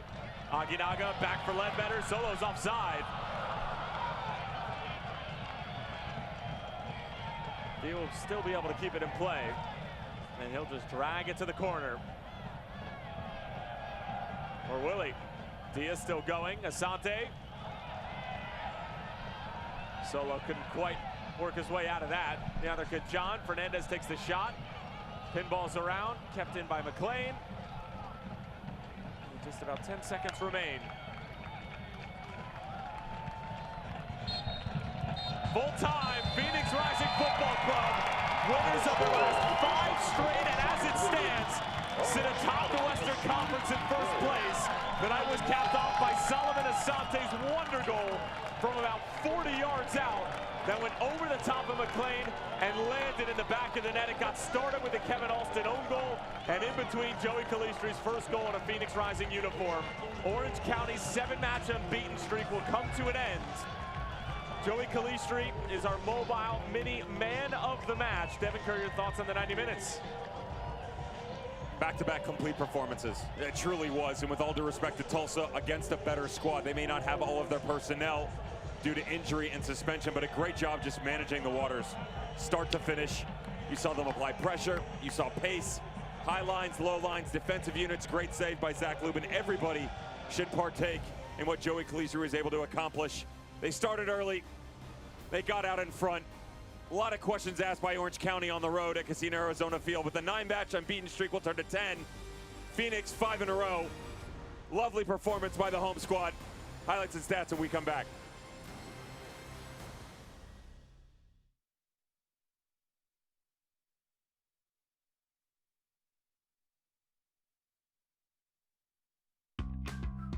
At Arizona Federal, our passion is to help out the community where you live and work, because where you bank should make you feel good. Show your support for the home team with the Phoenix Rising Visa debit card. When you open a new account, you can score $100 just for using your card when you shop. How's that for an easy goal? Be a part of our commitment to the community. Arizona Federal Credit Union. We're Carvana, the company who invented car vending machines and buying a car 100% online. Now we've created a brand new way for you to sell your car. Whether it's a few years old or dinosaur old, we want to buy your car. So go to Carvana and enter your license plate, answer a few questions, and our techno wizardry calculates your car's value and gives you a real offer in seconds. When you're ready, we'll come to you, pay you on the spot, and pick up your car. That's it. So ditch the old way of selling your car and say hello to the new way at Carvana.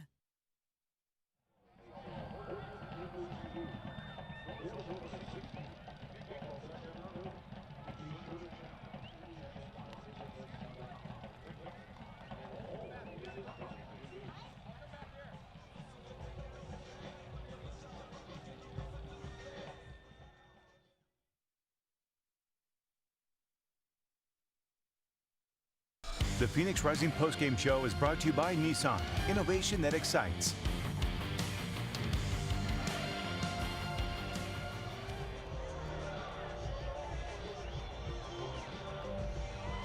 All smiles, all W's, all 3 points for Phoenix Rising FC as they come away with a 3-0 win over Orange County, one of their most bitter rivals in all the USL Championship. Goals from Solomon Asante and Joey Calistri, and a little bit of help from Kevin Alston, albeit he wasn't looking to be in on the fun for Phoenix Rising tonight. Tyler Terrence along with the ex-German pro Devin Kerr, glad to have had you with us. And right now for Phoenix Rising, they are playing some of their best football this season without 2 of their top players in Kevon Lambert and Junior Flemings. No matter all the depth and all the quality and all the work that this entire organization has been putting in is finally starting to pay off. And we'll take a look at our Whataburger. What a save of the match for Phoenix Rising FC. And it was this save from Zach Lubin on Vinicius, and it was quite a good one. Could have changed everything. Truly a great save by Zach Lubin. And this was that spell where they started to get a few opportunities in the first half. Not a lot, mind you, over Mayo. Now it's the right spot, but the wrong time. Plays it a little bit late, can't finish it off. Phoenix Rising still get a dominant win, 3-0. They go atop the West.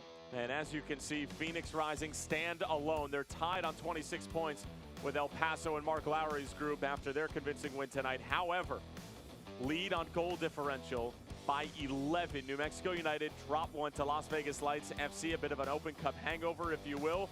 Reno get a 4-2 win, and it'll be Phoenix and Reno to tee off against one another in a Tuesday night edition of Wednesday Night Soccer. And for Phoenix Rising FC, they'll be looking to make it 6 in a row after making it 5 in a row against Orange County, as it was a beyond frustrating night for Braden Cloutier and their side, as their 7-match unbeaten streak comes to an end here in the desert. For our entire crew, my broadcast partner, Devin Kerr, Tyler Terrence saying so long for now. The final score from Casino, Arizona, Phoenix 3, Orange County 0. Next up on your Phoenix CW, it's 2.5 men. This copyrighted telecast of the United Soccer League Championship cannot be retransmitted, rebroadcast, or reproduced without the expressed written consent of the United Soccer League Championship.